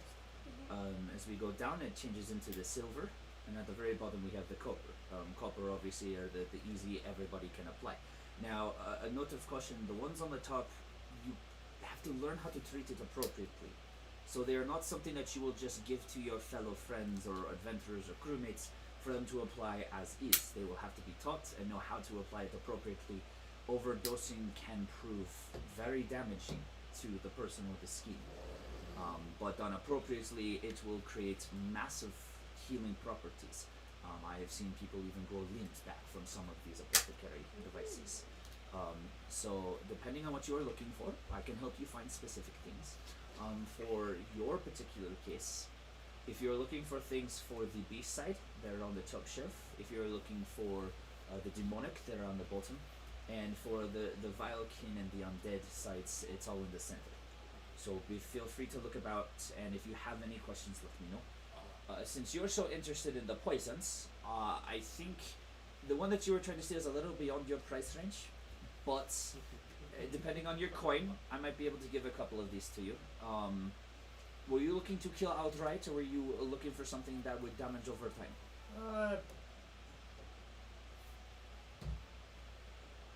Possibly kill outright. She's gonna make a perception check real quick. Possibly paralysis. I am assuming you are archer, yes? Yes, I am. Then you are looking to apply these to your arrows. Yes. Okay. Then in that case, you are definitely going to be looking higher up. The fell beast's blood, it will eat away the arrows and not even be worth your time. They need to be applied directly to a source that is either going to be consumed or applied directly to them. Usually used more like a Molotov or a torture or instant death device to shatter and cause damage immediately to an opponent. If you're looking for a coating, you're going to be looking for more of the demonic blood on the top, or possibly some of the displacer beasts on the bottom shelf. They are, with the appropriate rite of coating and enchanting, you can cause your arrows to temporarily cease to exist and appear right before they hit the opponent, so they have complete disadvantage from dodging, allowing them to do damage outright. But it is a mite expensive because it is a very, very rare piece of vial. Well, so I've got 300 scripts. We're looking at 80 gold pieces of vial. Oof. That is for the displacer. Now, if you want just simply the damaging demon blood up top, that is an easy 5 gold pieces of vial. That will just simply give you a nice little tactical edge to your arrows, causing damage over time as long as you strike through. Alright. I'll take one vial of the displacer and let me get, let's say, 5 of the demon blood. That's what I go to about. Since you're buying in a group, we'll just make it a solid 100. Sounds good. Do you accept the script by chance? Yes, of course. I do business in town, so I will keep it straight. That's 100 out of there. For the displacer piece, what it does is every arrow you fire with the displacer beast's blood, automatic disadvantage on all AC rolls. So that means you get advantage, basically. You get to roll twice on each one to make sure you have a successful hit. It also automatically allows, even in daylight, those coats will be automatically in stealth. Because as soon as you loose it, it disappears from the temporal plane and appears only about a foot in front of the enemy before it hits them. So they have no ability to predict. So you will get your stealth advantage, and you get your attack advantage as well. However, the difference is the displacer beast coating is only 3 coats instead of the typical 6. Okay. The others are just standard D4 bleeding, kind of like what his does. Yeah. And you said you got 3 of those? 5. 5 of them, so each one has 6 uses still. Okay. So just make sure you write those down. Yeah. You got 6 vials of basically a coating of bleeding, which is 1d4. Okay. And then you've got your displacer, which gives you stealth automatically and advantage. Now, for you, when we talked about your stats in the past, you had your Vilekin, your Beast, and your Demon form. Which one would you be looking for in particular? Me,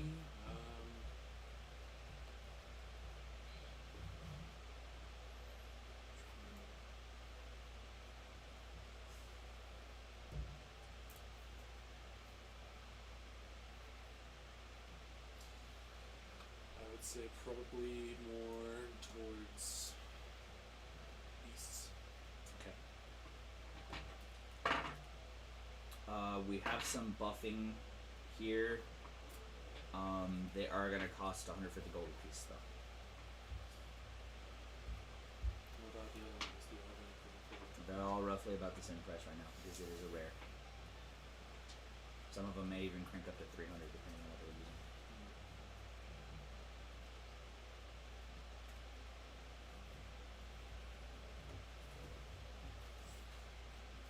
Maybe it's just because we usually don't know what we're running to out there. I was going to say, you obviously don't have to necessarily look for things that are going to enhance your own abilities. There's also the resistances. So if you are weak to fire, you can get fire resistance potions, which will give you automatic resistance to it before a fight. You can chug it and get ready for the fight ahead of time. And those typically have 2 to 3 uses. Or you can just get the potions that give you temporary hit points and add more hit points. That way you can survive more in combat as well. I probably would do that, and then The hit points or the resistances? both. Okay, so what are you weak to naturally? Not weak to fire because I'm a teeth. I don't Right. think I have any natural weakness. Right. So then all you would want to do at that point is try to pick out a specific elements that you would want to give the enemy disadvantage on. So that means that when you drink it, instead of buffering it out to standard, when you drink fire resistance, for example, like you already have resistance to fire, I'm a which teeth means and that it halves all burning damage that happens to you. If you were to get shock resistance potions, you could chug that before combat, and when you enter combat, if you get hit by shock damage, it will have it for the entirety of that encounter. So you could get things that are based off of elements like that if you would like, so necrotic damage, radiant damage, whatever you think you might need or want in the future. Or you can just get the temporary hit points ones, which are those are just portions of health that give you temporary hit points. For you, I would like you to roll me a d12 real quick.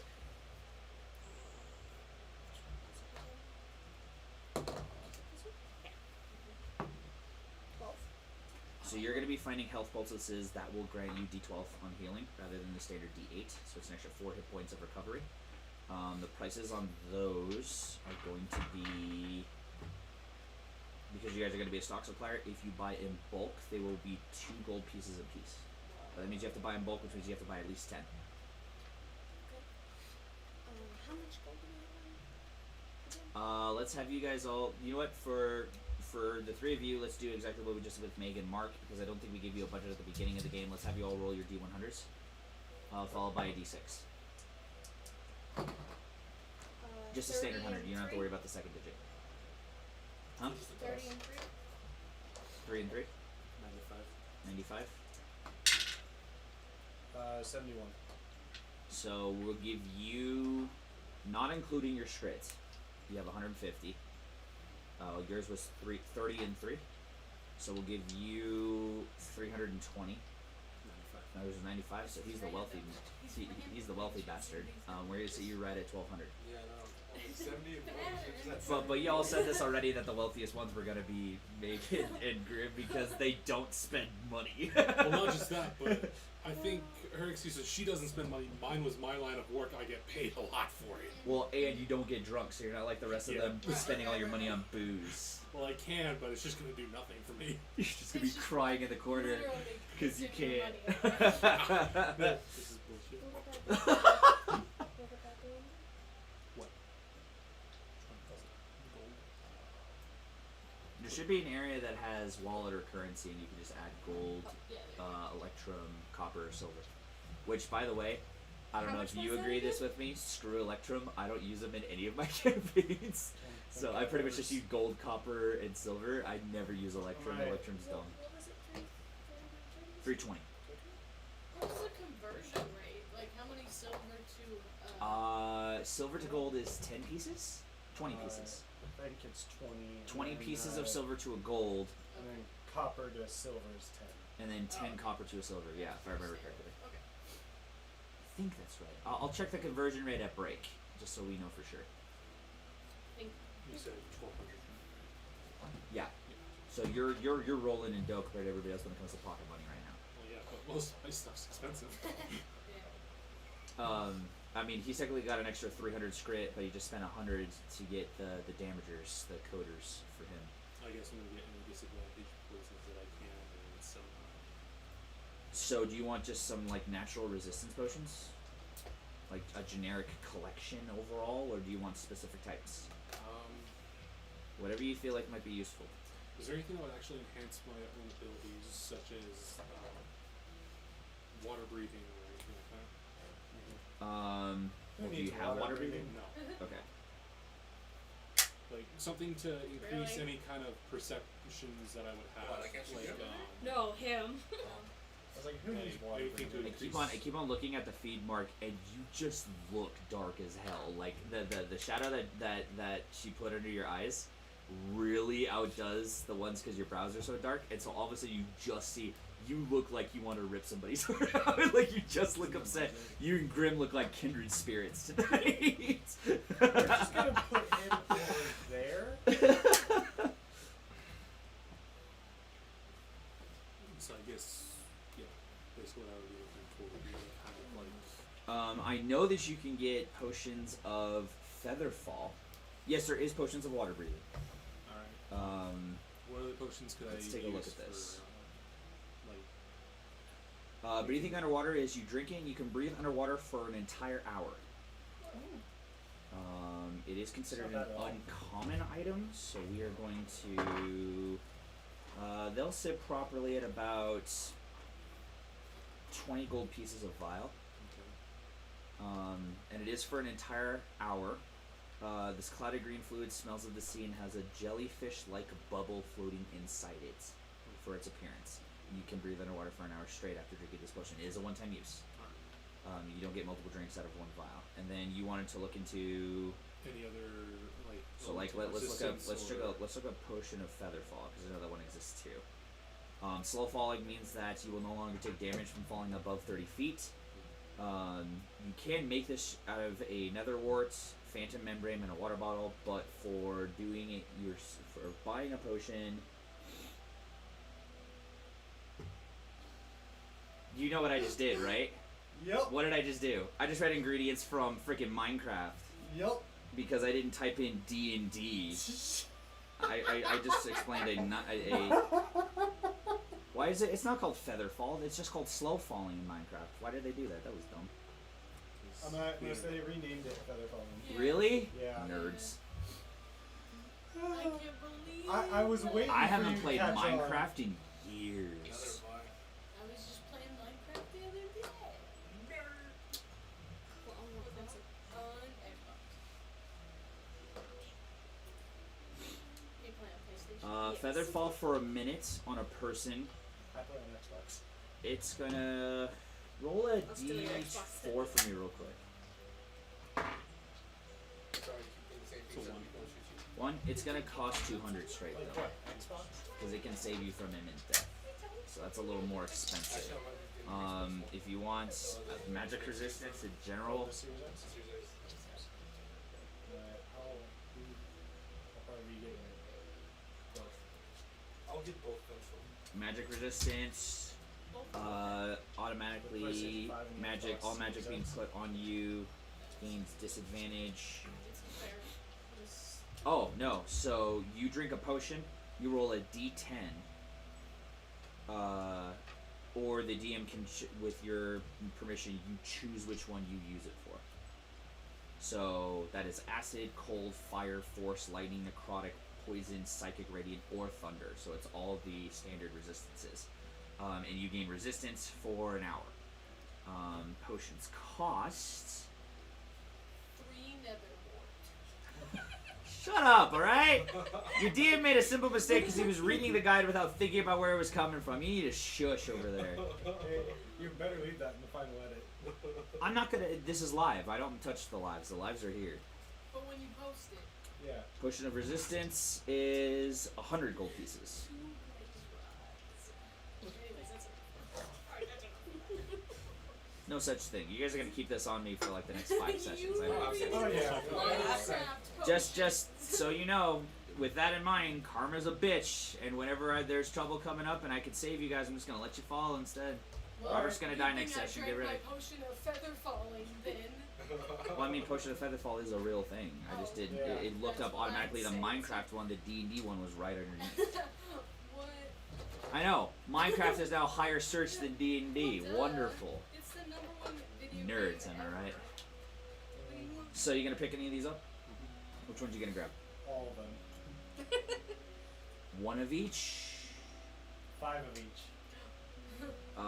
So the Featherfall I said was 200 apiece. Is that what I said No. just now? Yeah. What did I say? Was it Yeah, 200 it's apiece? So 5 would be Actually, 1,000. So how many of the Featherfall? They're the most expensive. They're 200 apiece.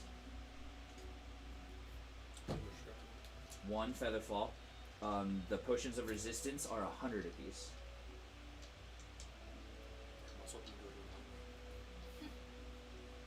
all.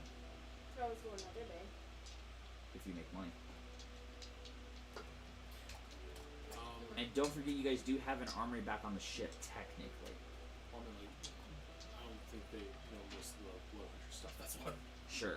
Enchanted armor is always going to be expensive, though. Like, you're looking at stuff that costs... Right now, you guys are level 5, so you're barely touching enchanted stuff for the first time. That guy just forked up the majority of his money for the one enchanted item, so he's going to be broke for the next couple sessions. Yeah. Minimal effort, because Robert decided to get a good weapon right out the gate.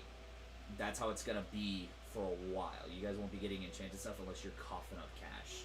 Enchanted items are rare and expensive. Or find it. Or find it in a loot system, get lucky and get it in a loot. That definitely brings so many wonderful things. Mm-hmm. So many much bad strife. things.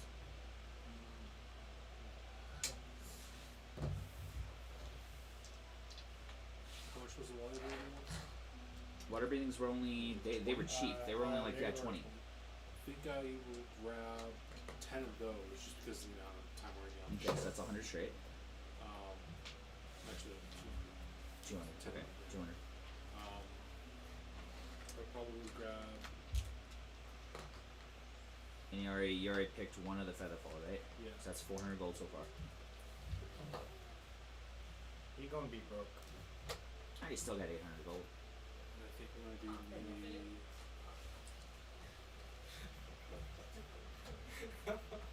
Do I know what just happened? No, absolutely not.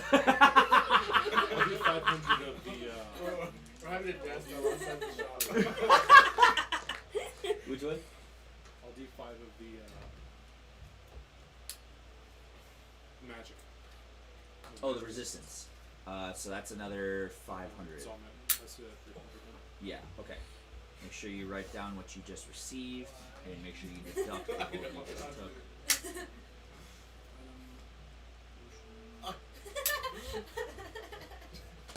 Don't shoot first, mate. Ayla, are you gonna take any particular potions? I was actually quite curious about the enchanted necklace. Oh, the ring that was on the chain. Yes. Okay. I thought it was a necklace. My bad. No, it's a ring on a chain. So she looks over at it. She looks back at you kind of quizzically, and then gestures a finger for you to come over a little closer. Do as she says.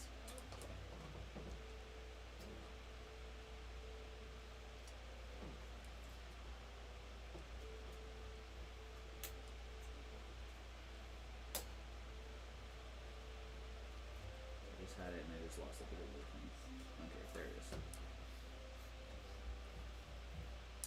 That's how you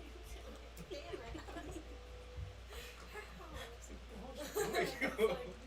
Damn it. But it doesn't because your thumb wasn't. I see it tucked in. Well, that's it. It's not there. So she brings you over. She takes she dispels the magic that's holding it, takes off the chain, and hands it, or shows it to you. Wonderful gold ring with that green gem in the middle. And she goes, as far as I can tell, this ring is capable of keeping yourself. It allows you to, on chance, disregard most poisons or venom that you encounter. First I've ever seen of its kind. Maybe there. Puts it back up on the chain. If you would like, I could summon a wizard to confirm it for you. I would. But, what is your price range on it? I don't want to waste your time. If it's not something I can Sharp afford. facts.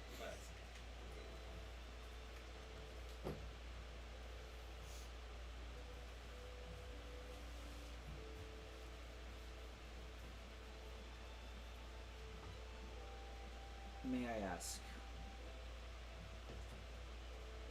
if you were to purchase this, would you use it for yourself or would you use it for others?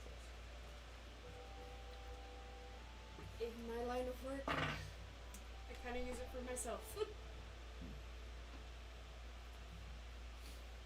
Honestly, I do believe the ring is out of your price range. However, I would not be beyond a trade, should you choose. The Robert? price. The Robert's price. soul. The price, as of right now, sits at around 5,000 gold pieces. Okay. However, you're able to bring me something that interests me, maybe something I don't have in the shop, or some other type of value that may be useful for my apothecary needs, and we'll see about taking down that price. You have very interesting wares. Some Very that interesting people enter my shop. I see things that I've not seen or have not come across anymore. I'm sure that I am a more lucrative partner for you and your ship, but I believe with time it will be far more beneficial for you and your crewmates than your previous general supplier. But of course, what would interest you? You've seen my wares. You've looked at the shop. Perhaps something that is considered rare to an apothecary. Or something that would be a fair trade in value for what I am going to give you. I'll allow you to decide for yourself what you think is worthy of that trade. You may bring it to me, and we'll see what it is worth, at least in my mind. In the meantime, it will stay here until you return, or you tell me you are no longer interested. I also noticed this book. 15 Oh, the journal. Let's just say I want to get rid of it as quickly as possible. Can I do a perception check on it? On it? Sure. It's a book. It's a book.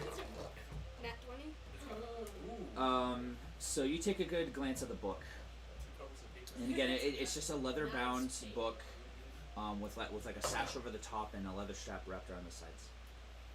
And you're looking at the book for a moment, not taking it off the shelf, not examining it outright, just looking at it from where you're standing.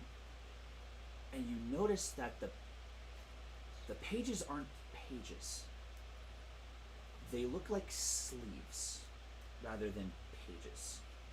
So, more than likely, there's something inside the book that's not exactly just paper and writing, but it's holding something.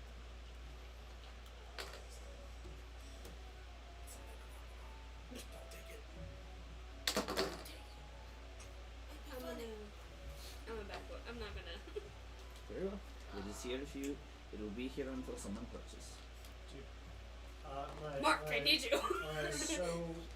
So do I see her looking at the book? Marking. Oh. Come here. Fucking stick a tube in him. Let's go. Do you notice the book? No, would I see her looking at the book? Yes, and you would notice that she's giving a quizzical glance at it. Actually, what's your passive perception? I need that. Let me go check. 17. Yeah, you would notice that she's looking at the book rather quizzically, but then she says that she's no longer interested. I'm gonna walk over and actually try and open the book. As you try to open it, she immediately slams her hands over yours and goes, "No peeking until purchase." And since you're so interested, the price just went up. Wait, for all of us or just for him? Everyone. Oh, damn it. Shit. How much do you want now? How much scrape do you have? I was just asking for his soul. Got about 200 left. Then twice that amount. Fuck. You hacked my lock, thief. Fair enough. She picks up the book and kind of taps like this. Unless somebody else can match the 400, it will be here when you're ready. She tucks it in a cabinet in the back behind her counter, You tried closes doing the door, what now? locks it, and then you see her put an enchantment over it. No, Now. if I didn't need all my blood, I'd shock Nothing. you to oblivion. Goodbye. If you don't mind, she points out the window and you see that there are about 8 to 10 people waiting outside. I have other customers. I bid you good day until you return with possibly a trade. She lifts the soundproof curse, door opens and people start coming in right away going, Melissa, thank you for the poultice. I would like something. And, okay, one at a time, thank you. Just bringing them in. I'm running out of the store away from her. Oh, but you have to come back with. I'm gonna at least walk up to Melissa real quick and go, if you heard any line of work for what I do, please let me know. Coming looking for things in my shop, that's one thing. Come looking for work, it's another story. I'll keep my ears open and send word if I find anything for you. Thank you. Even maybe for me. Be well, Hunter. Thank you. You guys walk out, and you see She's entertaining. you see Robert and Max coming towards you guys with some new weapons, and he has a bright, shiny, solid steel new pauldron on his left. What the fuck left arm. happened? I need your assistance, my darling. Don't trust her. As you begin to run away, and as you guys meet up, all of a sudden you guys hear galloping horses, and you hear people saying, "Clear the way!" And you guys are surrounded by the Banner Lord's horsemen, military, full armor plates, spears, and everything, kind of like the presence you met at the dock, but far more less ceremonial and far more militant. About 12 or so horsemen and a small group of soldiers surround you guys in the street. Not threatening weaponry necessarily, but yes, blocking your path and pinning you down.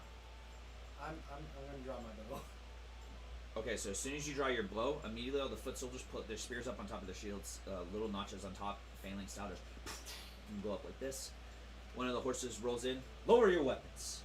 And it's a lovely, beautifully handsome male elf, long blonde hair, piercing blue eyes, beautiful complexion.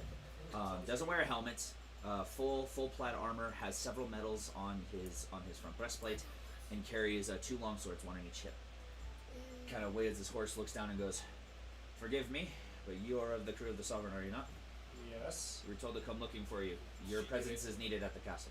He did it. Let's just go. No one's done anything as far as I'm concerned. You just simply have been called to a conference. If you would please come with us. Alright. Is he a general of some sort, or? Make a perception check. I'll do the same. 16? 17. You note that he is a knight captain. So one of the higher ups, but not like in charge of armies necessarily, but definitely a higher up when it comes to the local police and security forces of the gate. Somebody you really don't want to take lightly. He doesn't seem to be aggressive to you guys in any way. He seems very proper and very respectful, and is asking you to come forward in a very, very, very calm and forward way. And again, the only reason why they pulled a threat towards you guys is because Dor pulled out his bow, and they were like, and made ready. Soldiers in path. Yeah. Do not be stupid. Oh, he won't be, You talking unless you want to be someone's full name. of holes by the time you get into the gate. Please, we mean you no harm. Put down your weapon, and we will go Are you accordingly. shaming his name? Alright. Oh, He's shaming the name you gave him. Door? It's as smart as a block A of wood, carriage too. shows up, an open carriage, That's all I was saying. with 6 seats, 3 on either side. Thank you. Ladies and gentlemen, if you please. Yeah, come on, you lot. Let's get in. Now you've got my attention. Let's go. yo ho, pirates left for me. You all hop in the carriage, and you make your way Much towards relevance. the Bannerlord's castle to see exactly what it is that they need of you. And that's where we're going to take a break and take a few moments to stretch our legs, get a hold of ourselves, and set up for the next half of this. So don't go away. We'll be right back.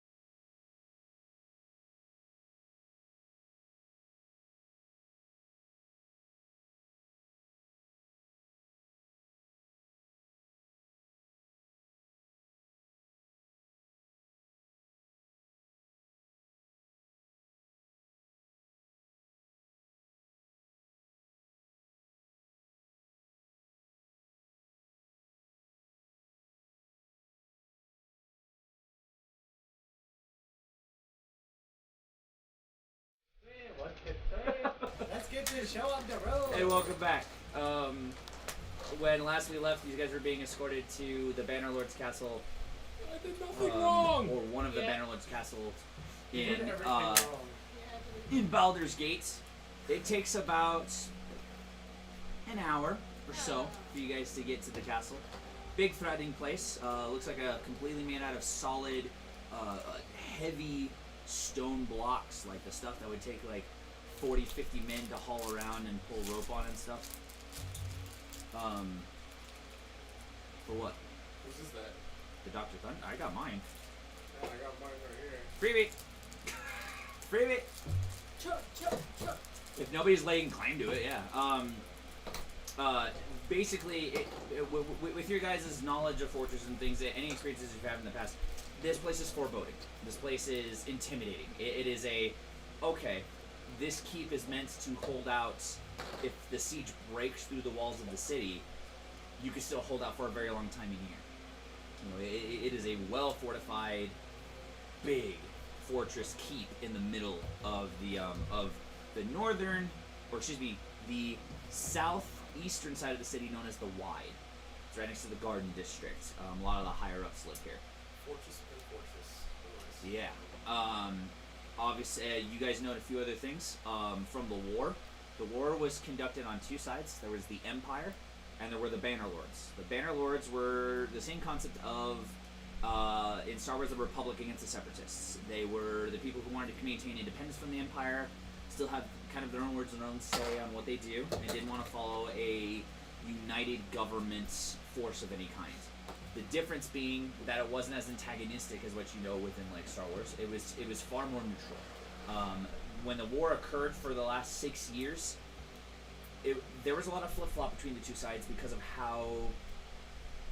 how easily it was to rationalize and agree with both sides. There wasn't an obvious evil against an obvious good. It was very much a civil war.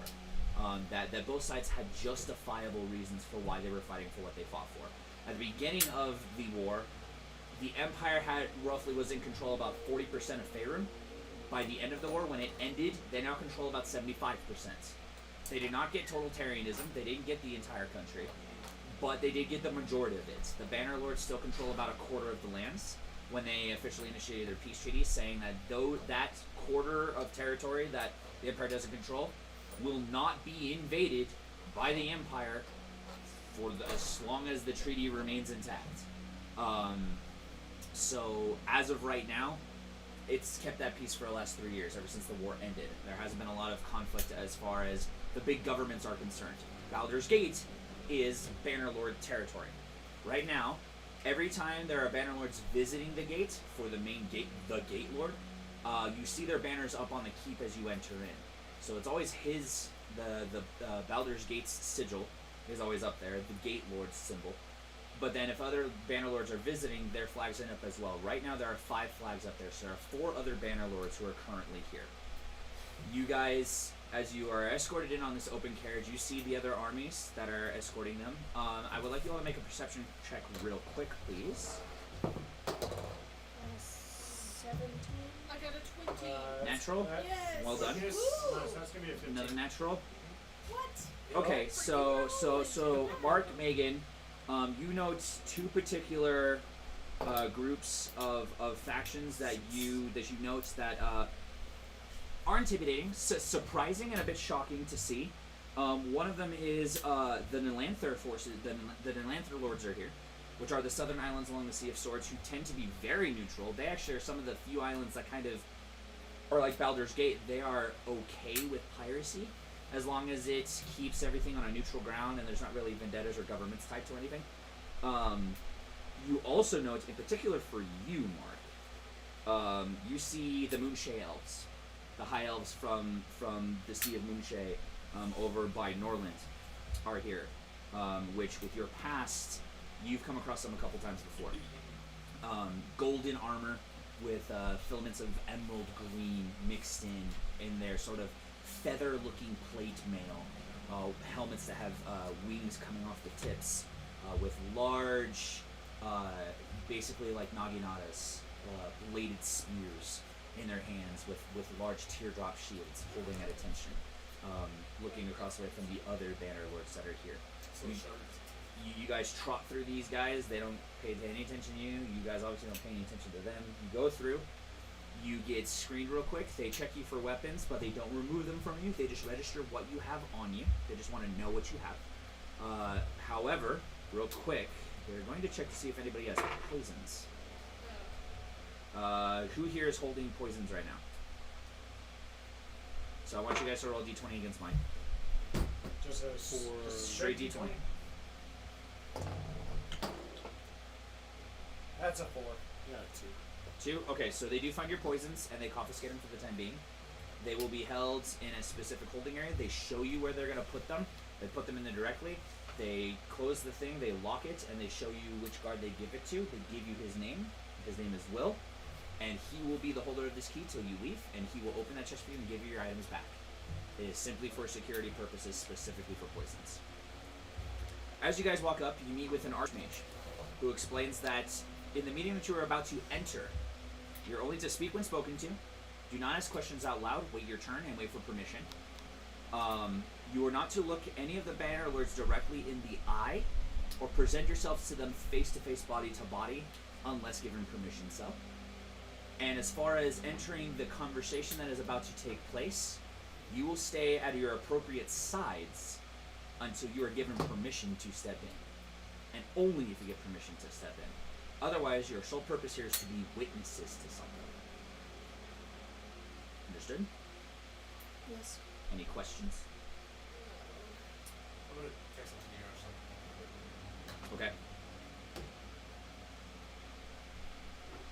In the meantime, you guys are escorted into a long hall, where you would expect a throne room to be. A long hall with decorated pillars and banners on either side, celebrating the glory of the gates and its history upon history of withstanding sieges and wars and all sorts of manner of attacks on the gate, and how it's just stood through it time and time again, even against things like gods and dragons. Histories of the lords that have, the gate lords that have presided over it, and the heroes that have come from the gates. You see of recent note, there's a brand new banner that is showing right behind an open podium near the very end of the hall. That's a grand, it's a tapestry that has a large hooping piece of fabric and then a wide two-stripped veil that goes down. The tapestry that goes across says Heroes of the War. And then the veils that go down on either side show two particular knights, one wielding a large poleaxe, the other wielding a large mace, one-handed mace and a shield. And that these heroes, which you see are wearing gate armor, apparently repelled the enemy of the Empire at the Battle of the Gate. Now, everybody knows the Battle of the Gate. It was the deciding battle of the war. The Empire was swarming over the countryside, just taking every major bastion along its way, subduing the Banner Lords. And finally, Neverwinter decided that they wanted to take the gate. And the siege lasted 2 weeks long, 14 days of a constant siege on the city. And the Empire couldn't even breach the outer gate. At that point, it was the first time in the war after 6 years of constant conquering from the Empire. They're just unstoppable conquests. For the first time, the Empire issued a conference to speak peace because the gate would not be moved. As such, the gate has promoted themselves as the saviors of the war and the promoters of peace and basically the savior of the Banner Lords. Gate Lord's taken that to his head as well and pretends himself one of the heroes of said war. Right. Unstoppable force, meet immovable objects.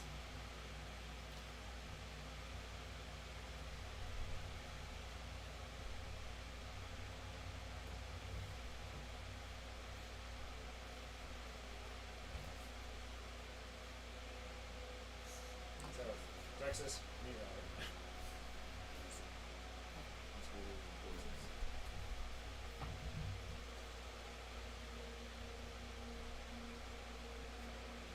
I have to reply some of the mark real quick. Give me a second. He asked a viable question, so I want to make sure I give him an answer.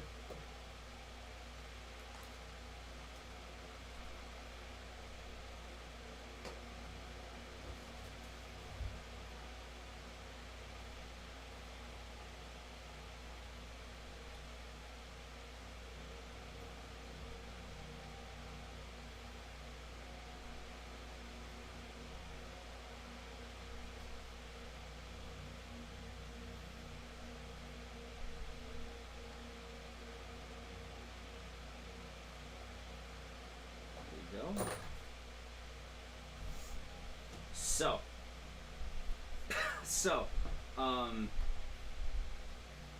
you don't need to think of that because if you hadn't said anything, I would have just kept going. So way to be perceptive. So you guys walk in. Again, it is already crowded with people.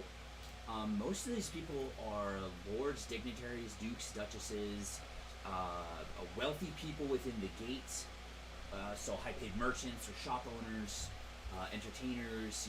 All very valued people, and they're all looking at you like, "What is this?" Like they're just like, "What the?" Because all of a sudden these armored and sort of dirty, even though they still look, fabulous. Sort of, you can still smell the alcohol on you a bit. Pirates just got escorted in, and they're just like, "Pirate, what are you doing right here? What the something? They shouldn't be here. They're just gonna smell. I thought you keep quiet." Just gossiping left and right. As you walk forward, the captain who was guarding you in, the elf, looks back and goes, "Pay no mind to the highbrow dignitaries. They don't know anything outside of these woods." He walks you up in front of everyone, and you find a standing row, just to the front and right of the throne of the Gate Lord, that is empty. He goes, "These are for you." Yes. Thank you. Thank you. He does a quick little salute bow and says, "The conference will take place shortly. Thank you for your patience." And he walks off to do his duties. Everybody's gossiping even louder. They're just like, "Pirates, pirates, they're at the left hand of the gate. What's going on?" They have no idea. Just like you guys. I'm a dwarf. Wait, what Or over that pirates? way. Do you have projectile vomit? Absolutely not. Absolutely, that is he a does.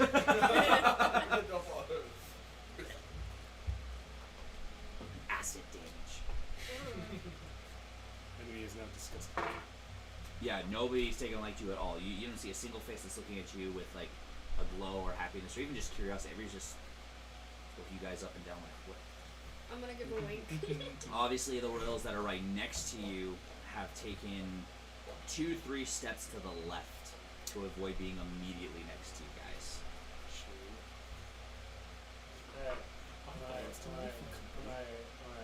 I'm turning this over. What do I see? The woman actually goes, "Ugh," and takes 2 more steps away and puts a man in front of her. Like, "Hey!" Can Albion kind of like just show a small shadow of himself? Hmm? Can Albion show a small shadow of himself? Like pop out of yourself for a moment? Sure. Just like a small. Sure. If people actually looked at him. And what are you going to do with that moment? It's just Albion just sitting there, like he's kind of just floating in the air. Okay, like, so- hyped up, just kind of like. So all of a sudden, from across the hall and a little to the left, you hear a woman scream and say, "Demon." And the whole room starts breaking out in disarray. The guards immediately point their spears at you guys in a threatening pose. And everybody starts freaking out and trying to go for the doors. Go for the doors, go for the doors. They're trying to leave. And as they open those doors, the captain's there. Standing there, nice and straight, hands behind his back, mask on, everything like before. Nothing different about his appearance than what you saw just a couple days ago. Everybody sees him, goes, and it's dead silent all of a sudden. He goes, "Thumb on my face." I'm wearing a mask, excuse me. Looks over. "Oh, hey! Hi, sir. What are you guys doing here?" We're gonna ask you the He same walks towards the crowd and they all just, it's like parting Red Sea. Just like won't even touch him as he walks forward. Like he ignores, he doesn't even look like he acknowledges the crowd's existence. He just walks past them, walks right up to you guys, still with his hands behind his back, and goes, "Wait, what? You were escorted here? Yeah. Yeah. Why?" No question. idea. We're gonna ask you the same question. I don't know anything about this. They We don't figured tell that's us something anything. big too. I mean, it's still mighty, but I didn't know that they would try and get you guys. I'm surprised they didn't get anybody else. We're having a nice day. I'm sorry, I didn't know they were gonna bring you guys here. What else did they bring? We're the most Apparently capable. we're supposed to be witnesses. What are we That doesn't sound witnessing? good. Maybe it's that thing they were talking about yesterday. Are they going to Captain, execute what- you? I think so, or at least they're gonna try. I think they're accusing me of something that I didn't. I'm not sure. I guess they're gonna talk about it now. If I die, you're in charge. That's not how it but works. everybody else stays at their positions for you to get promoted. It's okay. So everybody goes Hey. up a ladder except for you. You're still first mate. What? Only if I die, okay? Captain's not gonna die. Come on. So you get my captain's quarters. You don't get my boots. You don't get the liquor cabinet. Give it to Drexus. It'll go to waste. And the small little golden box with the ruby gem on top, that's exclusively for you, Rosalie. Thank you. Nobody's allowed to open except for you. Look at the And I'm presents. pretty sure nobody can open it except for you. So it wouldn't matter anyway. What about the poison cabinet? I don't know, I'll give you a door, I guess. Or tell you what, if I die, head north, find the gold again, and give him one. Deal? Deal. Okay. All of a sudden, the doors burst open again, and the Banner Lords have arrived. The Gate Lord, brilliant Templar Knight-looking armor, but grand, shining, bristling with silver and diamond gems adorning with a crown on his head and a large crimson cape flowing, comes stepping in. He is a man, but stands at around 7.5 feet tall. Just a giant of a man comes stepping in, big old sword on his hip, with the Banner Lords following closely behind him. We have Banner Lords from all over the east, one from the south, the Nelanther Lords that you noted earlier, and the Elven Lord from Moonshay are all here. So it's on the left of him. So you guys are, if you walk in, you're on the right-hand side. They're walking in. On the left of him is Moonshay, or Norland, the Nelanther Lords, 2 of them, the Gate Lord, and then Waterdeep and Westgate are on the right. So they come marching in rather quickly. Everybody immediately bows. And everybody's dead silent. Captain's looking at you guys still and going, something happened. No idea. Oh, hey! He waves like this to the Banner Lords. You see the Gate Lord. Show some respect! Oh. Goes like that as they walk by. They walk by. And instead of going with them, the Gate Lord nodded to, like, follow them. Instead of going with them, he tucks in next to you guys. And he's like, I don't know. They turn around. The Gate Lord takes a seat on his throne. Kind of slumps in it like this. Big old stone chair. The throne next to him, which is usually the Queen Lord, has been empty for quite some time. The other 4 Gate Lords stand to the left and the right of his seats. Everybody all of a sudden raises their heads again, and he goes, "We are here to investigate a trial and a crime. What did you do? What did you do? Captain Caldwell, step forward." That was my second guess. And he goes, "Me? Is there another Captain Caldwell here?" I just sort of right now. Albine's pointing at a door. Put your hand down. Put my hand. Put my hand. Do you want to get cuticle? Stop it. I don't think a dry water Johnson is good.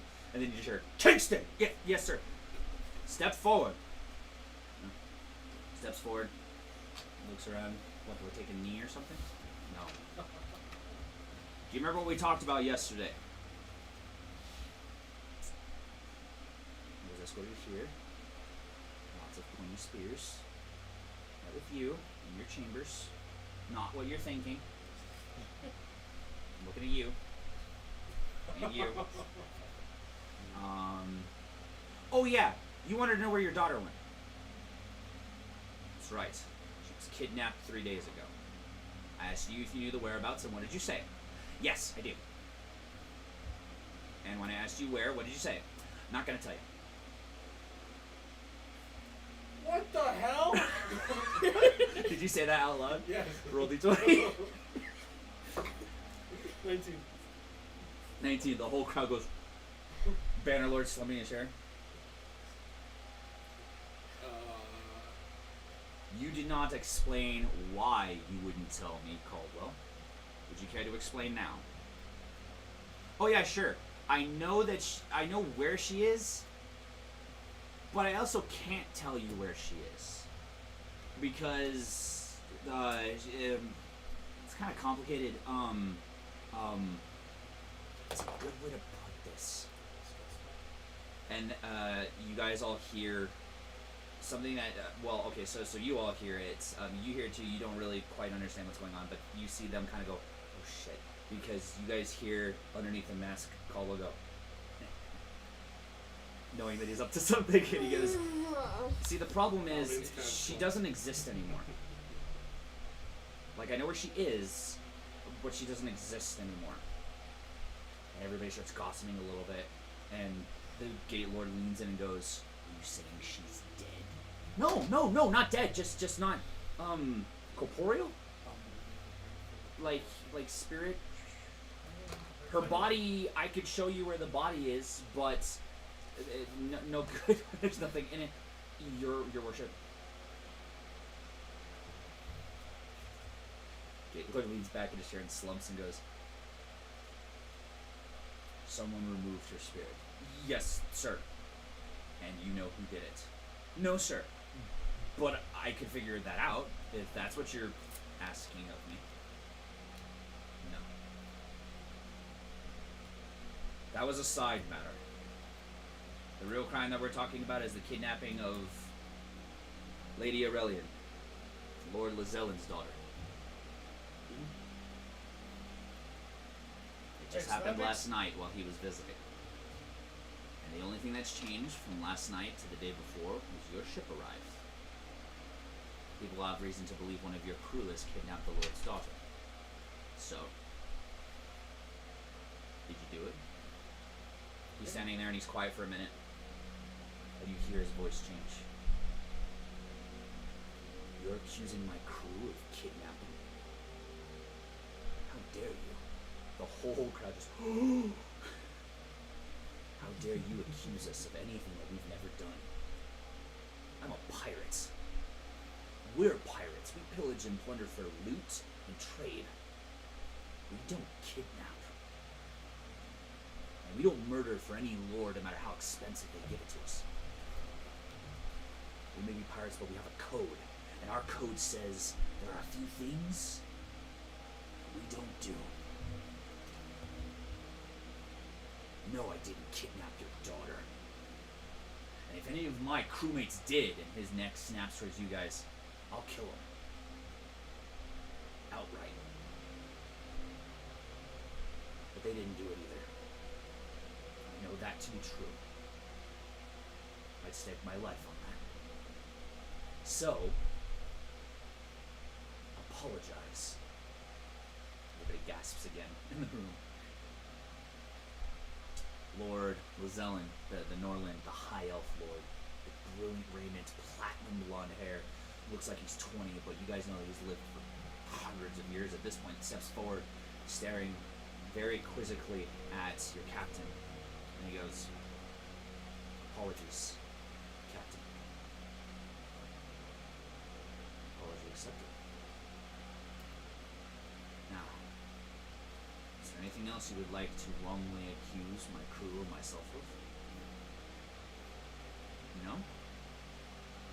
We'll be on our way. And he turns, and all of a sudden one of the Nelanther lords, there's two of them here, one more thing, Captain, if you don't mind. Slowly turns, yes. Could I accuse you of murder? The whole crowd is like, again. Of who? Of the Gate Lord. Everybody's quiet for a minute.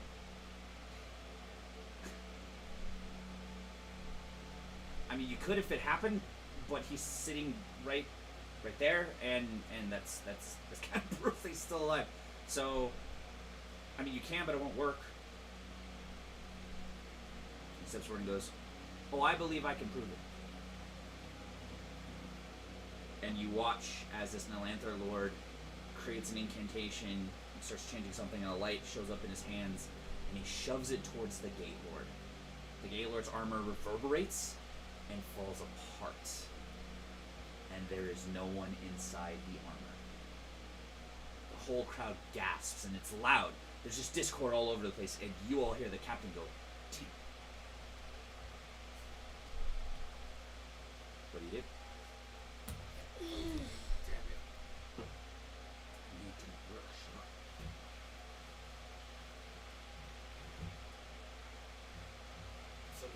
plugging and slashing me? I hope not. But I was hoping to chew on he snaps over the door, and you hear his voice change. Don't do anything stupid.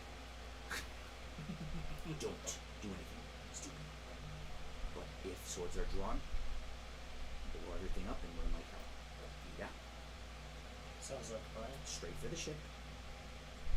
Straight for the ship. All of a sudden, it's silence. Lord Lazellan steps forward, all of a sudden, really angry, and goes, "So where's the Gate Lord? You murdered him." "No, I didn't murder him. I found him dead, though. Last night, he asked me to his chambers. I was escorted by guards. See, that all was true. I entered into the private quarters by myself, because the guards let me in and then closed the doors behind me. And when I walked towards the body of the Lord, who was sitting at his fire, I was assuming he was just resting, wanting to talk to me. As I turned the corner, sucker's dead. Big old dart in his neck. Some kind of poison, not quite sure what. But dead as dirt. Not before he wrote on a piece of paper, though, parchments, a few things for me to know. One, to try and stage this and pull off that he was still alive, so I could figure something out for him." And Lord Zone goes, "And what would that be?" "Which one of you killed his daughter?" Immediately they go, "How dare you?" "Gaylord was my friend. It was his dying wish, and I assumed to fulfill it. So, my lords, unless you plan to kill me, which you won't, because my crew will kill you first, we will be on our way to continue business at the gates. It's up to you whether you want to announce to the world that the Gaylord is dead, or assume he's still alive with my illusion incantation there for a bit. But you're all suspects to the murder of the princess, and I will see to it that we find out who done it, and also bring her back. It was his last request, and I assume to fulfill it. So, you have any more questions for me before I start questioning you?" They'll just look like disgusted, and the two lords from Westgates and Waterdeep kind of laugh like it's obnoxious. Captain goes, "No? Okay, cool. Well, I'll see you." They turn around, the guards immediately put out their swords, and he whips out his two little daggers that he's got, these two golden curved blades. He goes, "You really don't want to fight us right now. You could blow up half the room."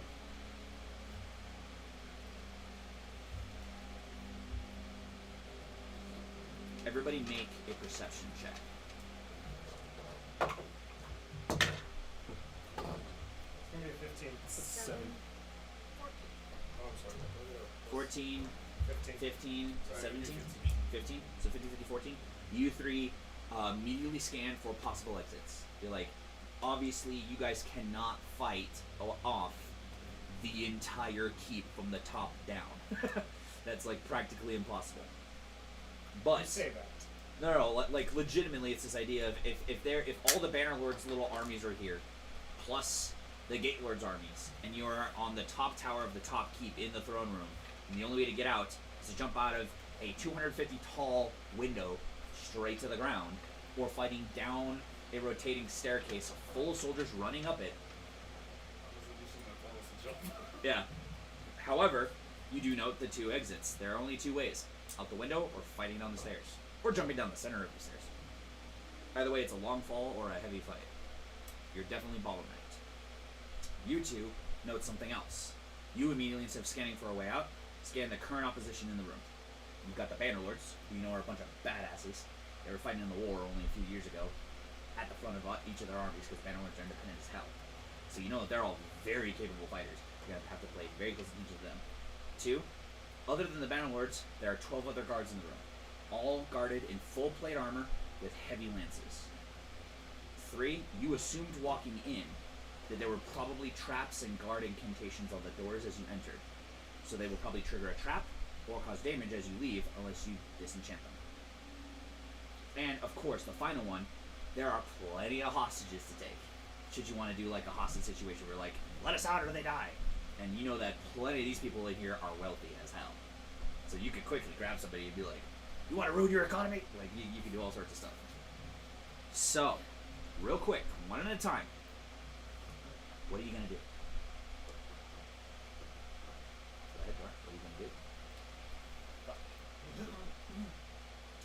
do nothing? Do you prepare for something? Do you prepare something? Do you say something, or do you like what do you do? I'm gonna get behind the captain and I'm going to draw my bow and knock my arrow. Okay. What's hostage? You're gonna take a hostage. What would you be looking for in a hostage? Just grab the closest person to you, or is there a specific target you would want to look for?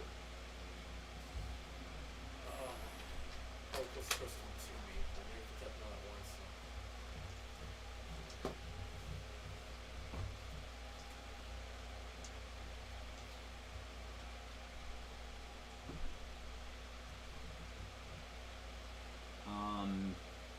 Max, what are you doing? Just want to get out of here. Yeah, but what would be your option? Like, what would you do? Would you do nothing? Would you just sit there and be like, whoa, whoa, whoa, whoa? Or would you try to do something or prepare for something? Like, Full berserker. I don't want to fight any of these idiots. she was supposed to be significant. Not the highest. What? Yeah. Significant. Okay. I stand there and wait. Alright. It takes so much brain work for you to be like, I do nothing. This is the vein pumping out of the forehead. You're like, God, oh, wow, okay. Rosalie?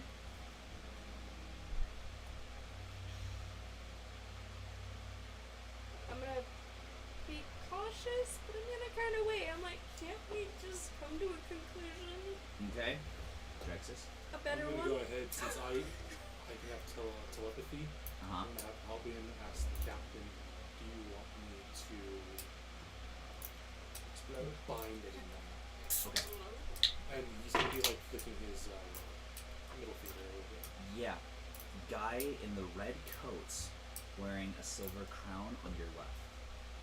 But only if they attack first. And you know what the person he's talking about. So I'm tapping my middle finger to my palm whenever I need to Okay. draw blood for it. You both want to try and calm things down a bit. Do you want to use intimidation or persuasion? Persuasion.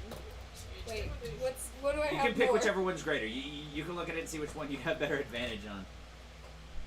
They should both be charisma, though, I think, right? Intimidation and persuasion are both charisma, Both charisma. right? Yeah, intimidation, because I have, whatever it's called. Proficiency? Okay.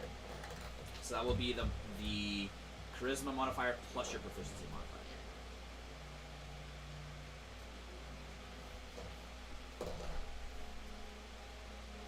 I have about equal on both. What did you get, Meg? I got a 12. 12 for intimidation? Witness? Okay. Ooh, that's Natural? Okay, so adding is that were you proficient? Yeah. So Plus proficiency, On so both so of them. 24. So 24? Yeah. Okay. What do you want to say? I didn't get that far. I was gonna say, didn't you just say out loud 2 minutes ago, like, whoa, hold on, can we find out, another reasonable way to do this?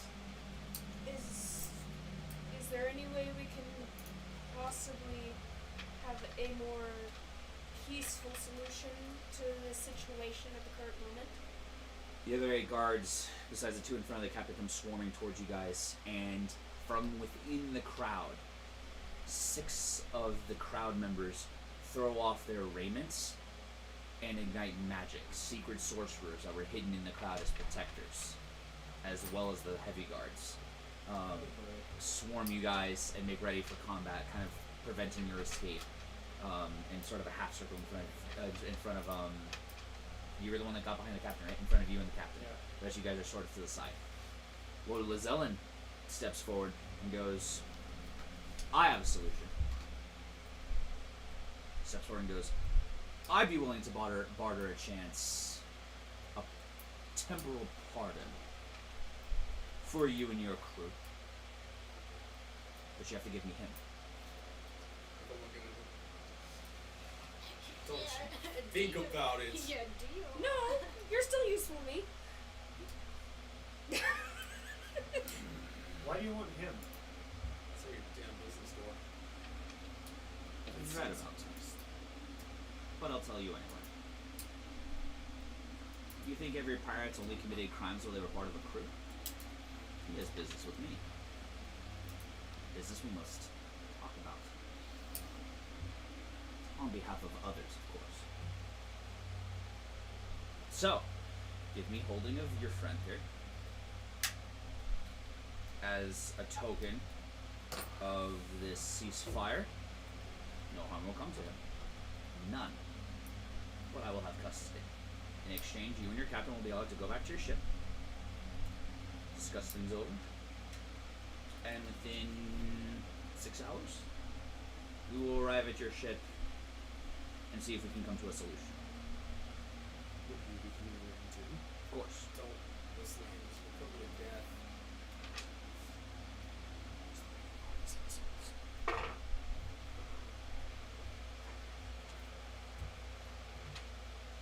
You know better. I have no desire to kill you. I have no desire to kill you. I only seek answers like yourself. So, if one of you wishes to stay behind to ensure your friend's safety, I'd be willing to allow that as well. Yeah, I'll stay with him. You sure? So an agreement then. Silent death. Look at that, right? The captain turns around and looks at you and goes, "It's okay. Captain. You need to trust me on this. It's up to you. It's up to you whether you trust. I'm gonna roll a persuasion. Looking at my head is like. It's up to you. It's up to you to decide whether you trust him or not. You are not coerced right away, so it's up to you whether you trust him or not. You guys can roll play this out. Albian's gonna fold up to the captain. You want us to stay with him? It would be really foolish if all of us stayed. I meant Too risky. Max is definitely a good call for this one. So how do we know we can trust you? I'll double the interest. I'll give you my new boatswain as well. Insurance. Former captain of the Bloodletters. Everybody gasps in the room. Oh god, If I remember correctly, Jin, you're wanted for almost, is it 40 deaths? Innocents? 70, I believe. Should be a fair trade. But, if you're to take 2 of my crew, I would see me take some of yours. Prisoner exchange when this is all over. We'll keep them company, you keep mine. Lord Lizelle steps forward and goes, "Why would I be willing to barter anything?" "Well, because if you don't, I'll just kill you now. I'll take the 2 Nelanther lords if you don't mind. The ones who just royally screwed over my grand illusion to everyone." And they both look like, "We'll never go with you." Lord Lizelle goes, "Done." And they're just like, "You can't say anything." With the Gate Lord dead, I'm now considered the highest rank here. Are you going against the Creed, the Banner Lords? No. You will go with the captain as his prisoners, while I keep these 2 and have the 3rd as insurance. She will be free to walk around as she pleases, while these 2 will be held in custody. Sound fair, Captain? Oh, sure, that's fine. Looks at you 2. Nothing stupid. Not sure our choice. Just nothing stupid.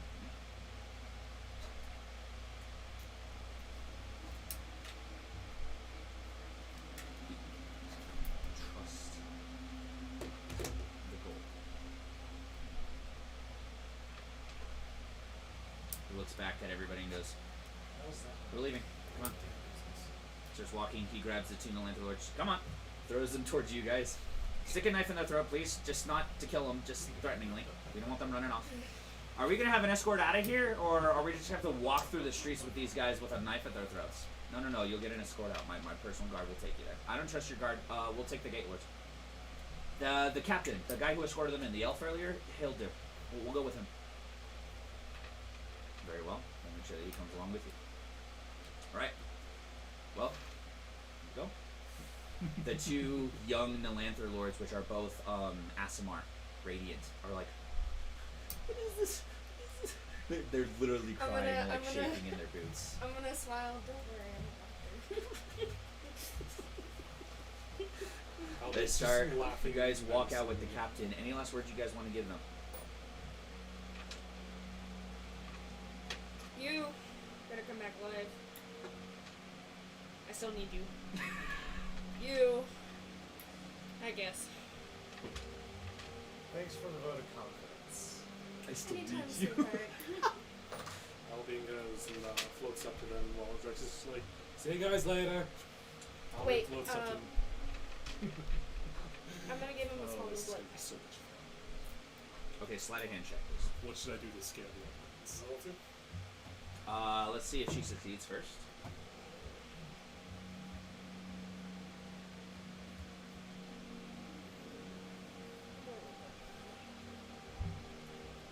Slide it in.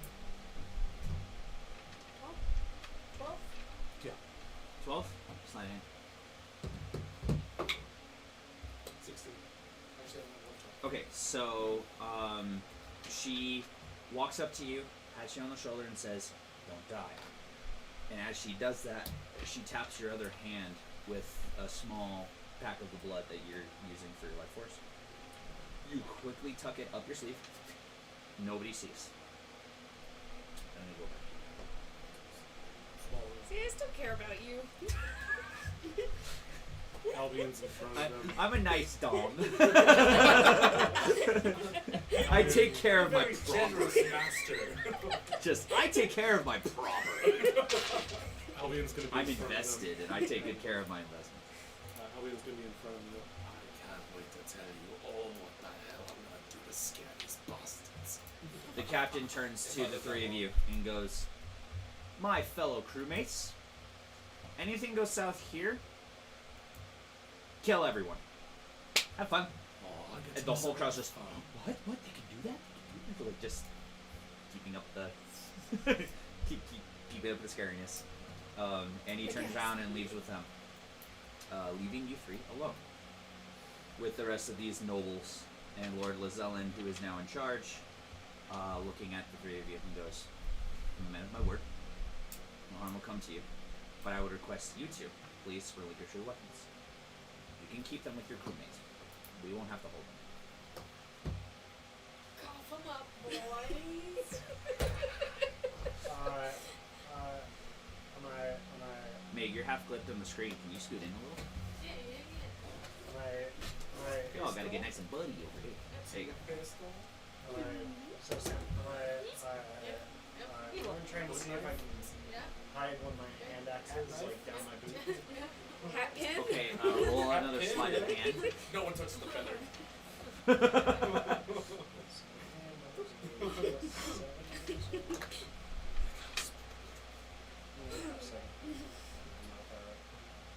Hit or miss blades, not an assassin. That's my Boot job. blade? Everyone has one. I already gave him my boot blade. Yeah, I told him I was going to That's click my gonna be heel blade 21. once up too. Okay, so you're able to actually. Yeah, so you're able to slide one of your hand axes down your right boot before anybody sees.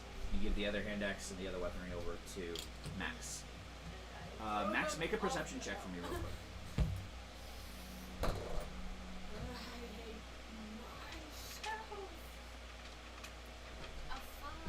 Okay, so you take all the weapons and go, yeah, that's about it. You stick them on your person. Even if I knew it wasn't it, I wasn't gonna rack the bastard. It doesn't matter. I would have told you that you would have noticed, Okay, and then you could sure. choose what to do from there. Sure. At that point, now she has all your weapons. The mages that were hiding in the crowd come around you guys, still conjuring up their little magics in their hands, glowing with fire and shock and whatever. Lord Lazellin steps forward. What'd you do? I throw him off. She just like throws him into the ocean. Just open a window and 250 feet down. There just happens to be like a bard playing a tune down there. I carried that shit over. Did at least kill him? Live on the gates, live on. Robert's freeless. This red hair bitch's gonna get me arrested or executed or both. Or gingers, man. Hey Um, now. Rockstar. She is one. Relax. So, You're not natural. Lord Lazellan, Fair enough. you two watch as Lord Lazellan steps very closely to Robert. He steps in towards him to where he's like very up close to him, and he goes, "What's changed since you have left? And I believe you have the right to know. I once hunted you. Now I'm looking to help. If you would have a moment." He puts his hand to the side towards like a side room.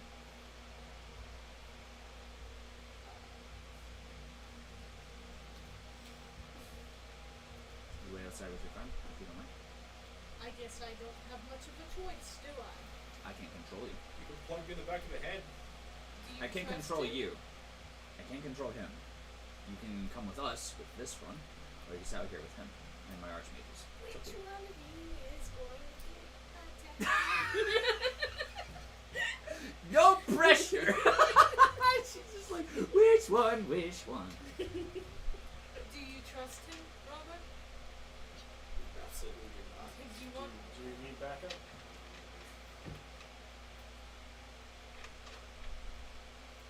Sure. We'll be going with him. You stay out here. You can come. Don't trust me, do you? No one trusts Of you. course not, Captain of the Bloodletters. It's got a name. As far as I'm concerned, Yours. if it is within my power, when we make this prisoner exchange, I'm going to find an excuse to keep you. Have you executed in a public square in 2 days. But only if I have the legal means to do so. I won't bend rules. Make it one day, he'll escape by two. Fair enough. So, if you two don't mind, you guys walk into this private little conference area on the side of the throne room. Large table that holds about 20 seats, 18 on each side and 2 on the end. It's empty, no one's in there. There's a hearth with a roaring fire on the side. As you walk in, there are guards there. Lord Lazellan goes, "Leave us." They walk out the doors, close them behind. And you see him do the same kind of incantation you saw Melissa do earlier, where he soundproofs the room. We didn't see We it. didn't see that. No, I was just referencing that it's the same. Oh, It's the we same weren't there. spell. I have simply soundproofed the room, so no one eavesdrop in on our conversation. I'm assuming with you asking her along, you are welcoming her to some information that she's not privy to. Well, I don't think she's gonna remember anything, so. So, it's fair. She's truly that dense. Oh, take your chuckle for your word.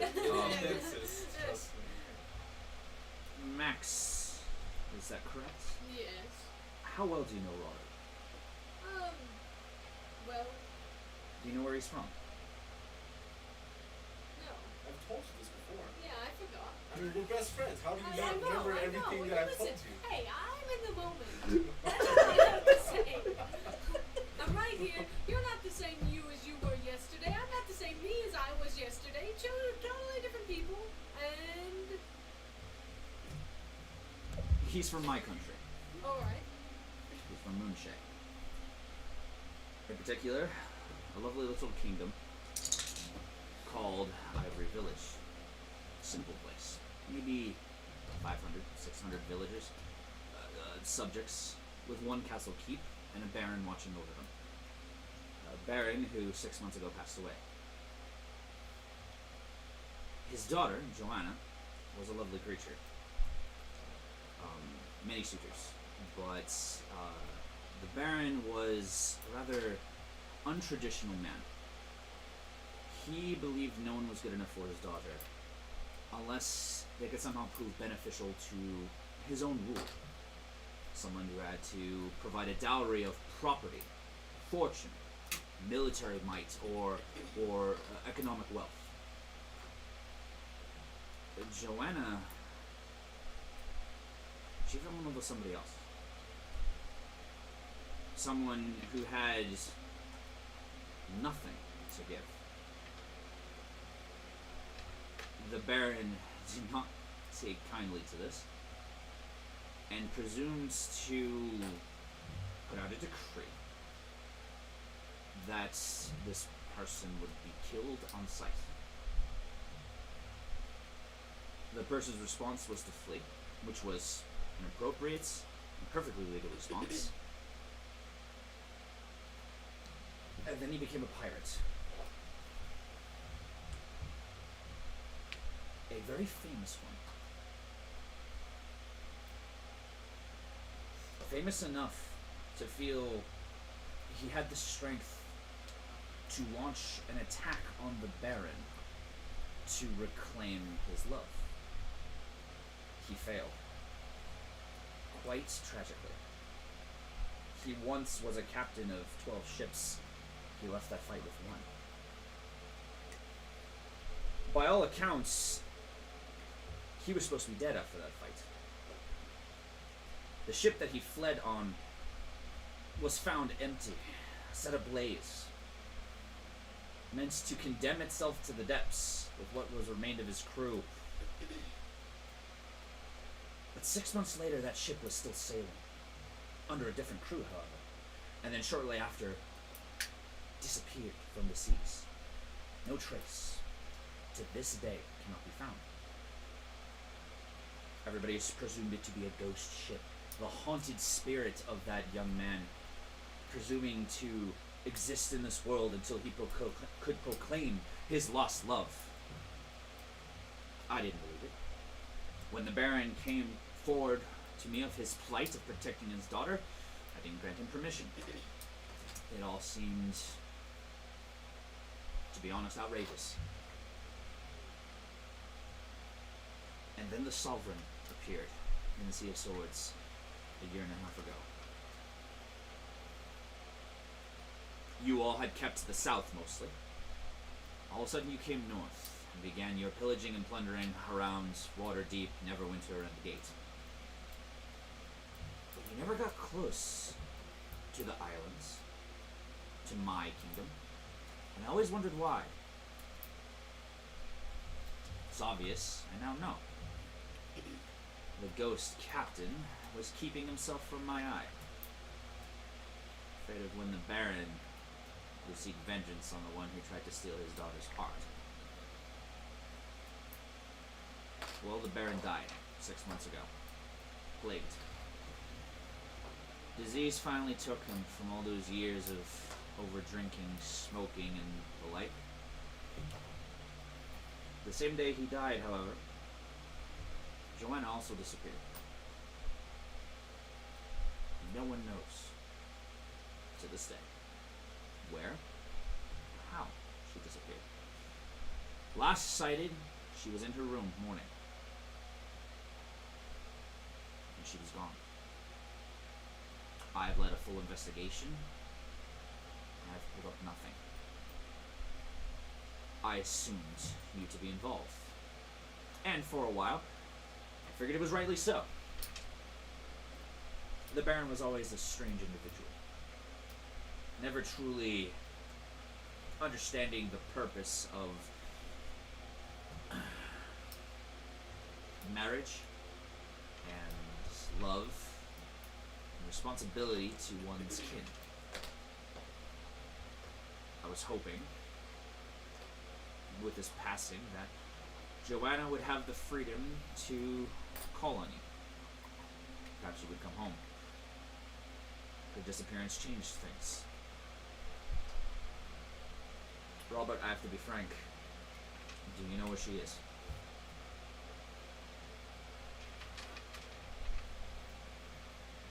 You haven't heard anything.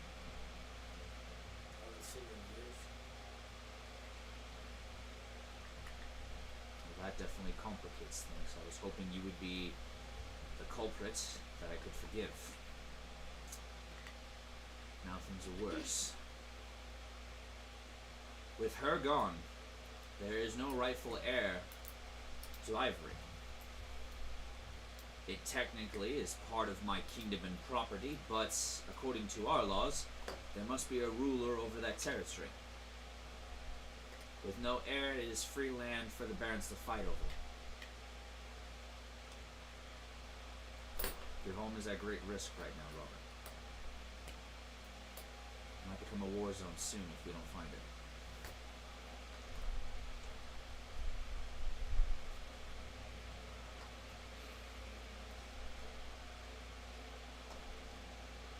I'm sorry.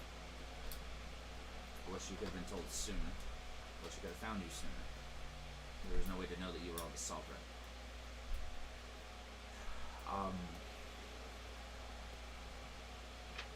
I can't help you. In my waters, a pirate is punished with death. In these waters, you are given full pardon. I can speak to you face to face now, just like we are, because of the permissions of these lands. Should you ever come home, you will be hunted until you're killed. Unless there's proof discovered that the crimes that were laid against you by the Baron were false.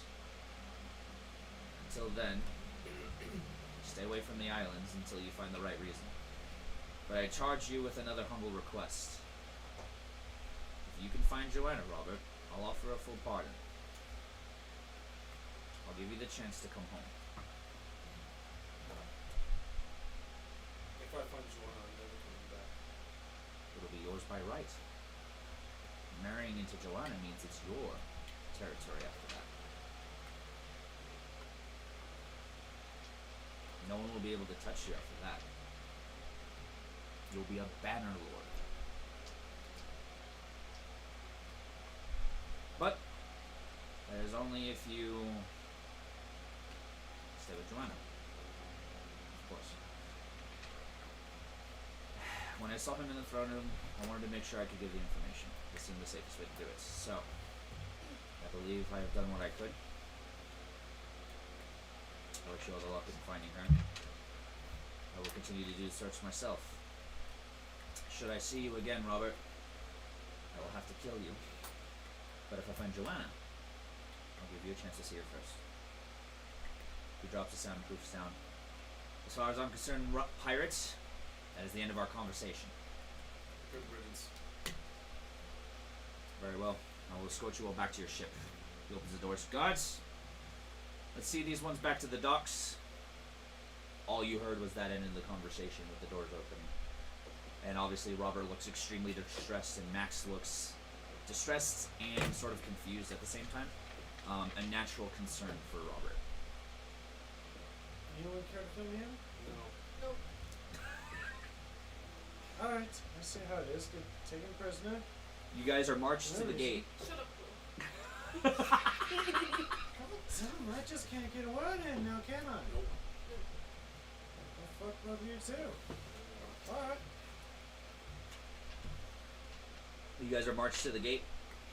All the way to the docks where these two are standing on the top of the Sovereign. Both still with the princes in their arms, both still with the knife in their throat, and they seem to have been crying so hard their eyes are just red, and they're like they're just losing it.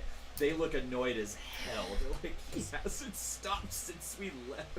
Have a Is good Albion time. around? I don't Is want to Albion tormenting them? babysit anymore. Wait, guards. Yeah, you can 100% harass them. Can we stay here for about another 20 or 30 minutes or so? Just so I can just take this in.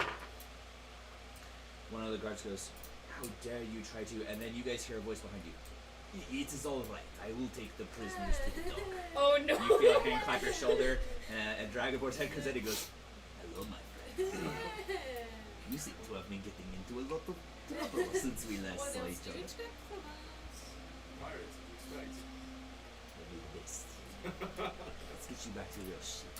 Absolutely. Thank you. Move, you bastards! And he hits the back of your head. Oh! Sorry. Oh! Too hard. Oh! Hold on. Dizzy.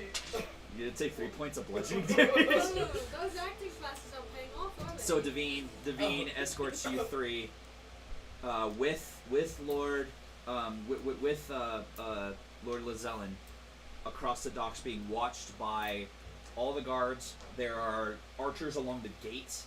They have arbalists pointing at the Sovereign, like they're ready to blow hell if you do anything stupid. You guys see though that they're being escorted by Devine. As he's escorting them with his big old war axe, right? He looks up at you guys and goes,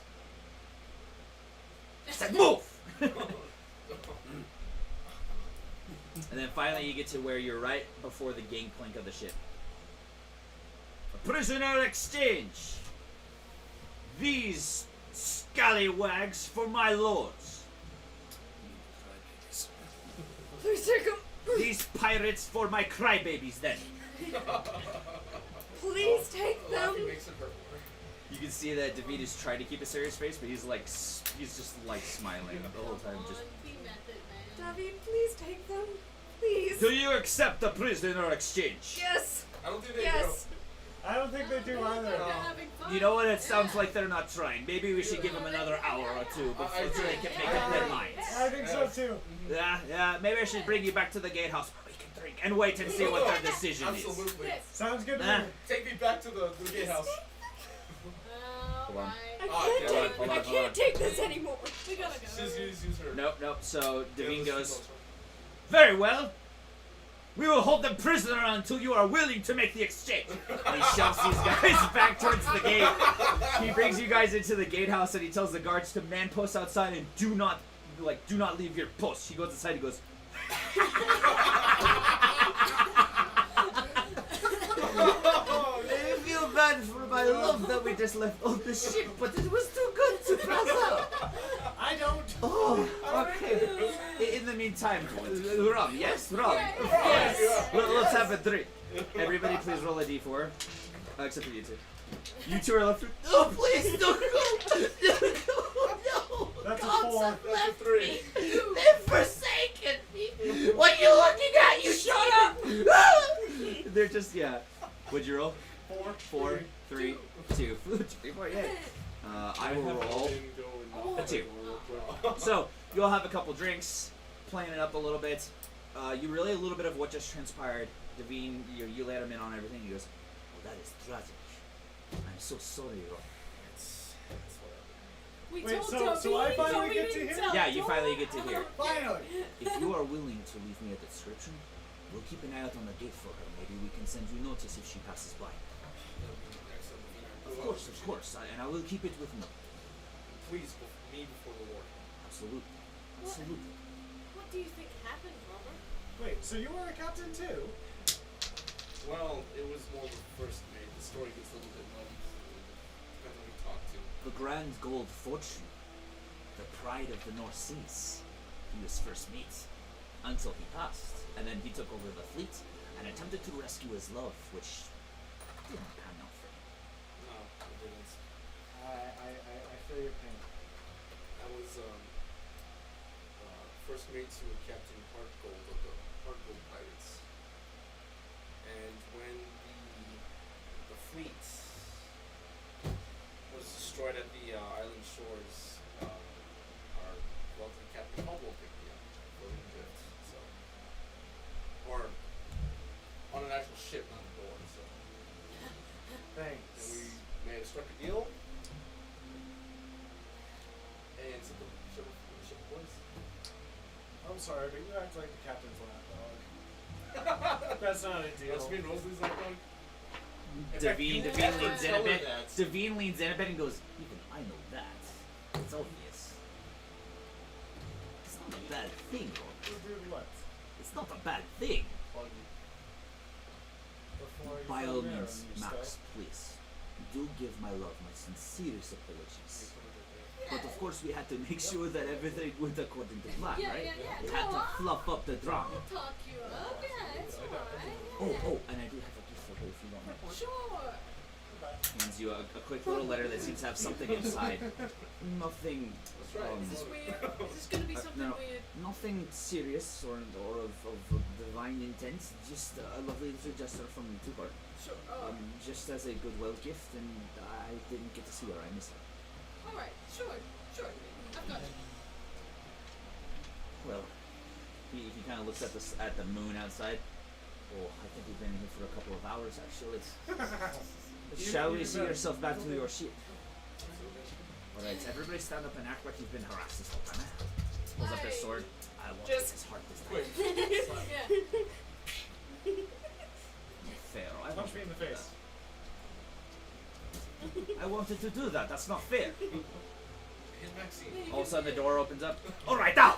He shoves you guys with the handlebar out. You guys have been standing on the bow of the ship holding them for 3 hours. Actually, I was gonna say instead of holding mine, can Albion be tormenting him to like? At this point, since I'm rubbing my No, I was head. gonna say, has Albion made him piss his pants? I was gonna say after 3 hours, you are now holding a fainted lord in your arm, while yours is like hyperventilating. Can Albion be tormenting him He too? walks him up and goes, "All right, are you willing to make the exchange now?" I'm gonna shove him forward.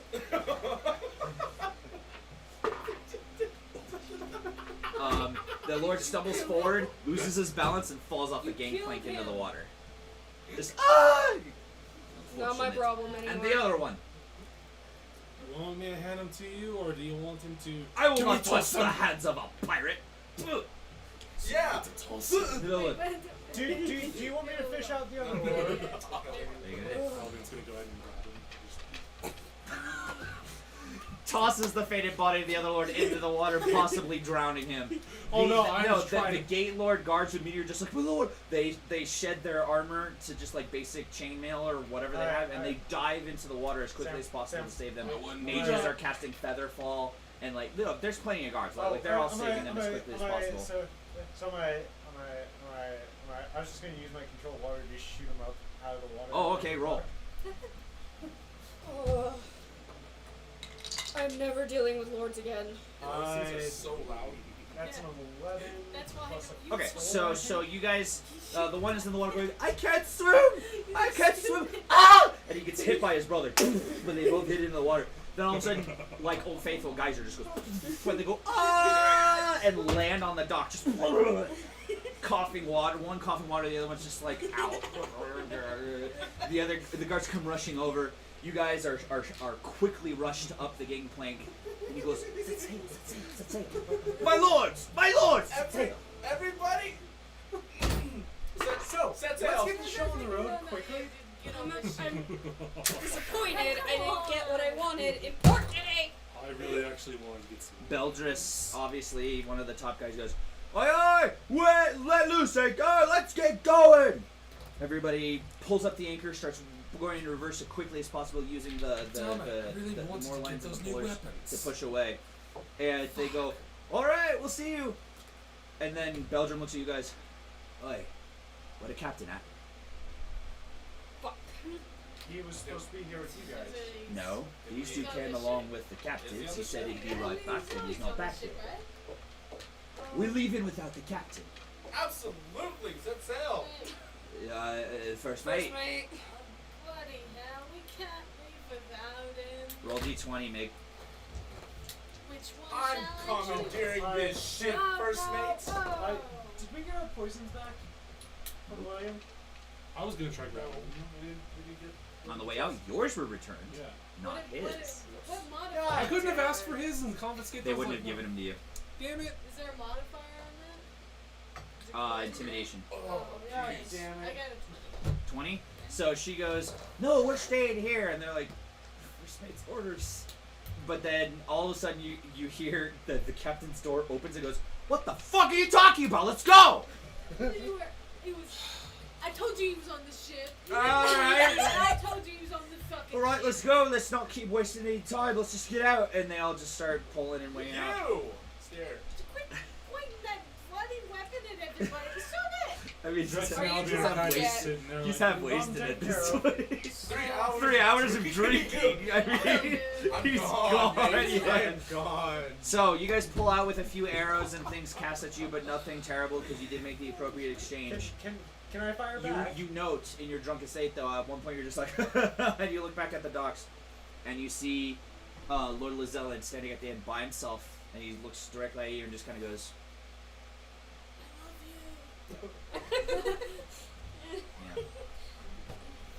yeah. And you guys safely leave the gates. Shit, that wasn't About awesome. 10 minutes away from the gates, your 1 month of shore leave cut short. Absolutely. That's That's what Albion gonna talk. I'm You were so sitting. sad. You were I sitting wanted on the that top ring. deck. These two grumbling like hell.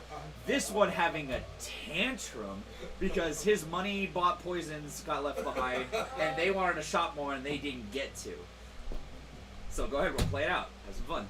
That wasn't a month. Is that damn it. That was not a month. Why couldn't you grab my poison? It was Oh, like, Albion has both of them in a 3 days. chokehouse. Like he's literally both We lifting were there both for of like them up. 1 day.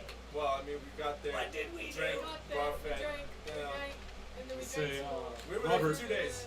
And then you told your sad story. He told your sad story. He did tell me And that then story. Why do you tell me that I story? don't know. I don't I was understand. pretty But sad. then I'll actually. be able to I mean, I get wasn't I'm gonna going- go. I wasn't gonna go to I'm sad going shit down. with you. Fuck all you. I'm Captain done. comes out. Good Oh, shot! Fuck you, Hold on, hold on. Damn it! Okay, so it's the no. So all of a sudden, literally, Captain Cole goes, Jesus! What are you doing? Give me that! He snatches it from you. Stop it! Just stop it, man! By the gods! Huh. Do you need me to get you something to sober you up? We could just throw him on the side for a He minute. pats your shoulder, and you're instantly sober. Whoa. You hear behind the mask of the captain. Anyway, Did he just take my drunk? He took his so shut up. Can I have it? I don't know if it would work. Can I get some of that? You could just get drunk. Why didn't you? I did. It didn't work. I sober up quick. You have the same thing he has. I'm sorry. No, he can get drunk. I can't. Guys, stay away from the fish. Aye, aye. I was gonna say something. Did I tell you? No, I didn't. No. Oh no! Where's Ozzy? Where's Ozzy? Osborne? I think he's dead. No. Ozzy? Ozzy. The Kill my dwarf. monkey. Kettle man. Kettle. Whatever. Kettle pot. Kettle whistle. Where's kettle whistle? You Can Albion go ahead hired and yell for him? Ozzy comes marching up. Yes, Captain. The writ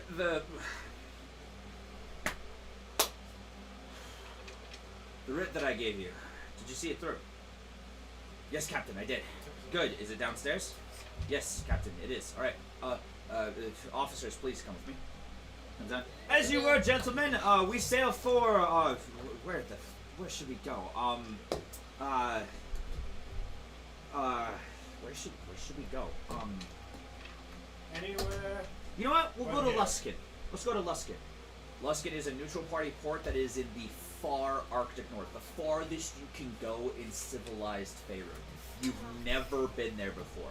None of you have ever been there before. We'll buy some. Why do we have to go somewhere cold? Because we need to get as far away as possible. We'll talk later. Follow me downstairs, please. Fine. You guys follow him down the first to the crew deck, and then he goes down again into the cargo hold. There is a solid white ivory chest. Huge thing.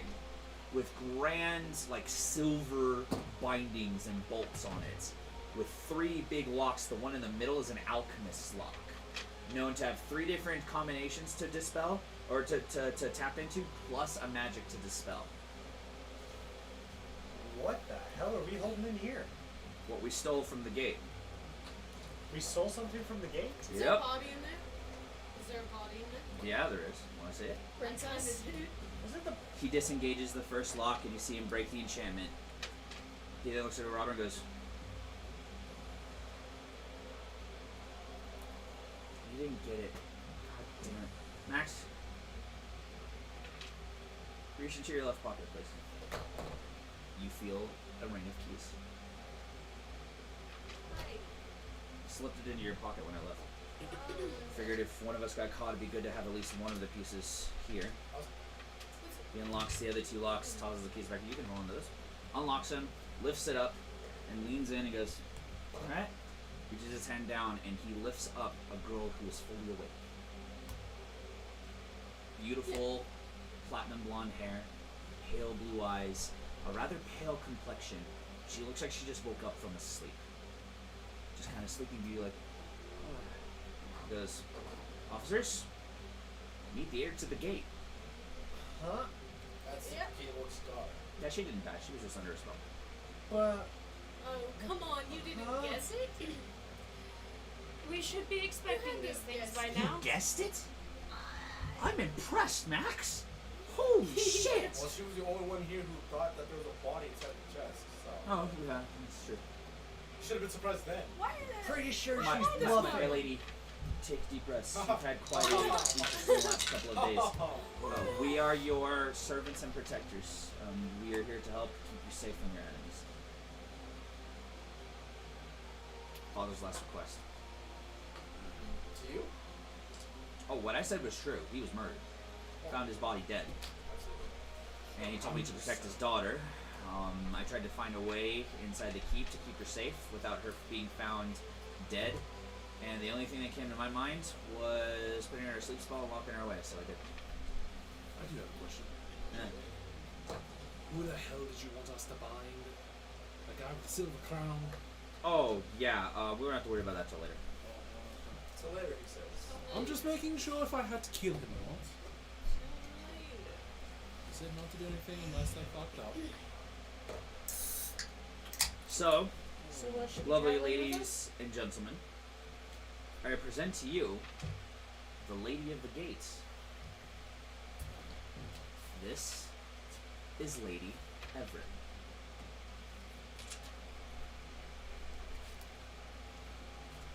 And she's going to be our permanent guest until we find a way to get her safely home. But we can only do that once we figure out who killed her lovely father. And Robert, I think I know where to find the gold. And with that, I think a lot of things are going to be answered. But we got to get to Luskan first. What? As always, Captain. Okay, here we Do me a favor. For once, since we've met. You okay to come along?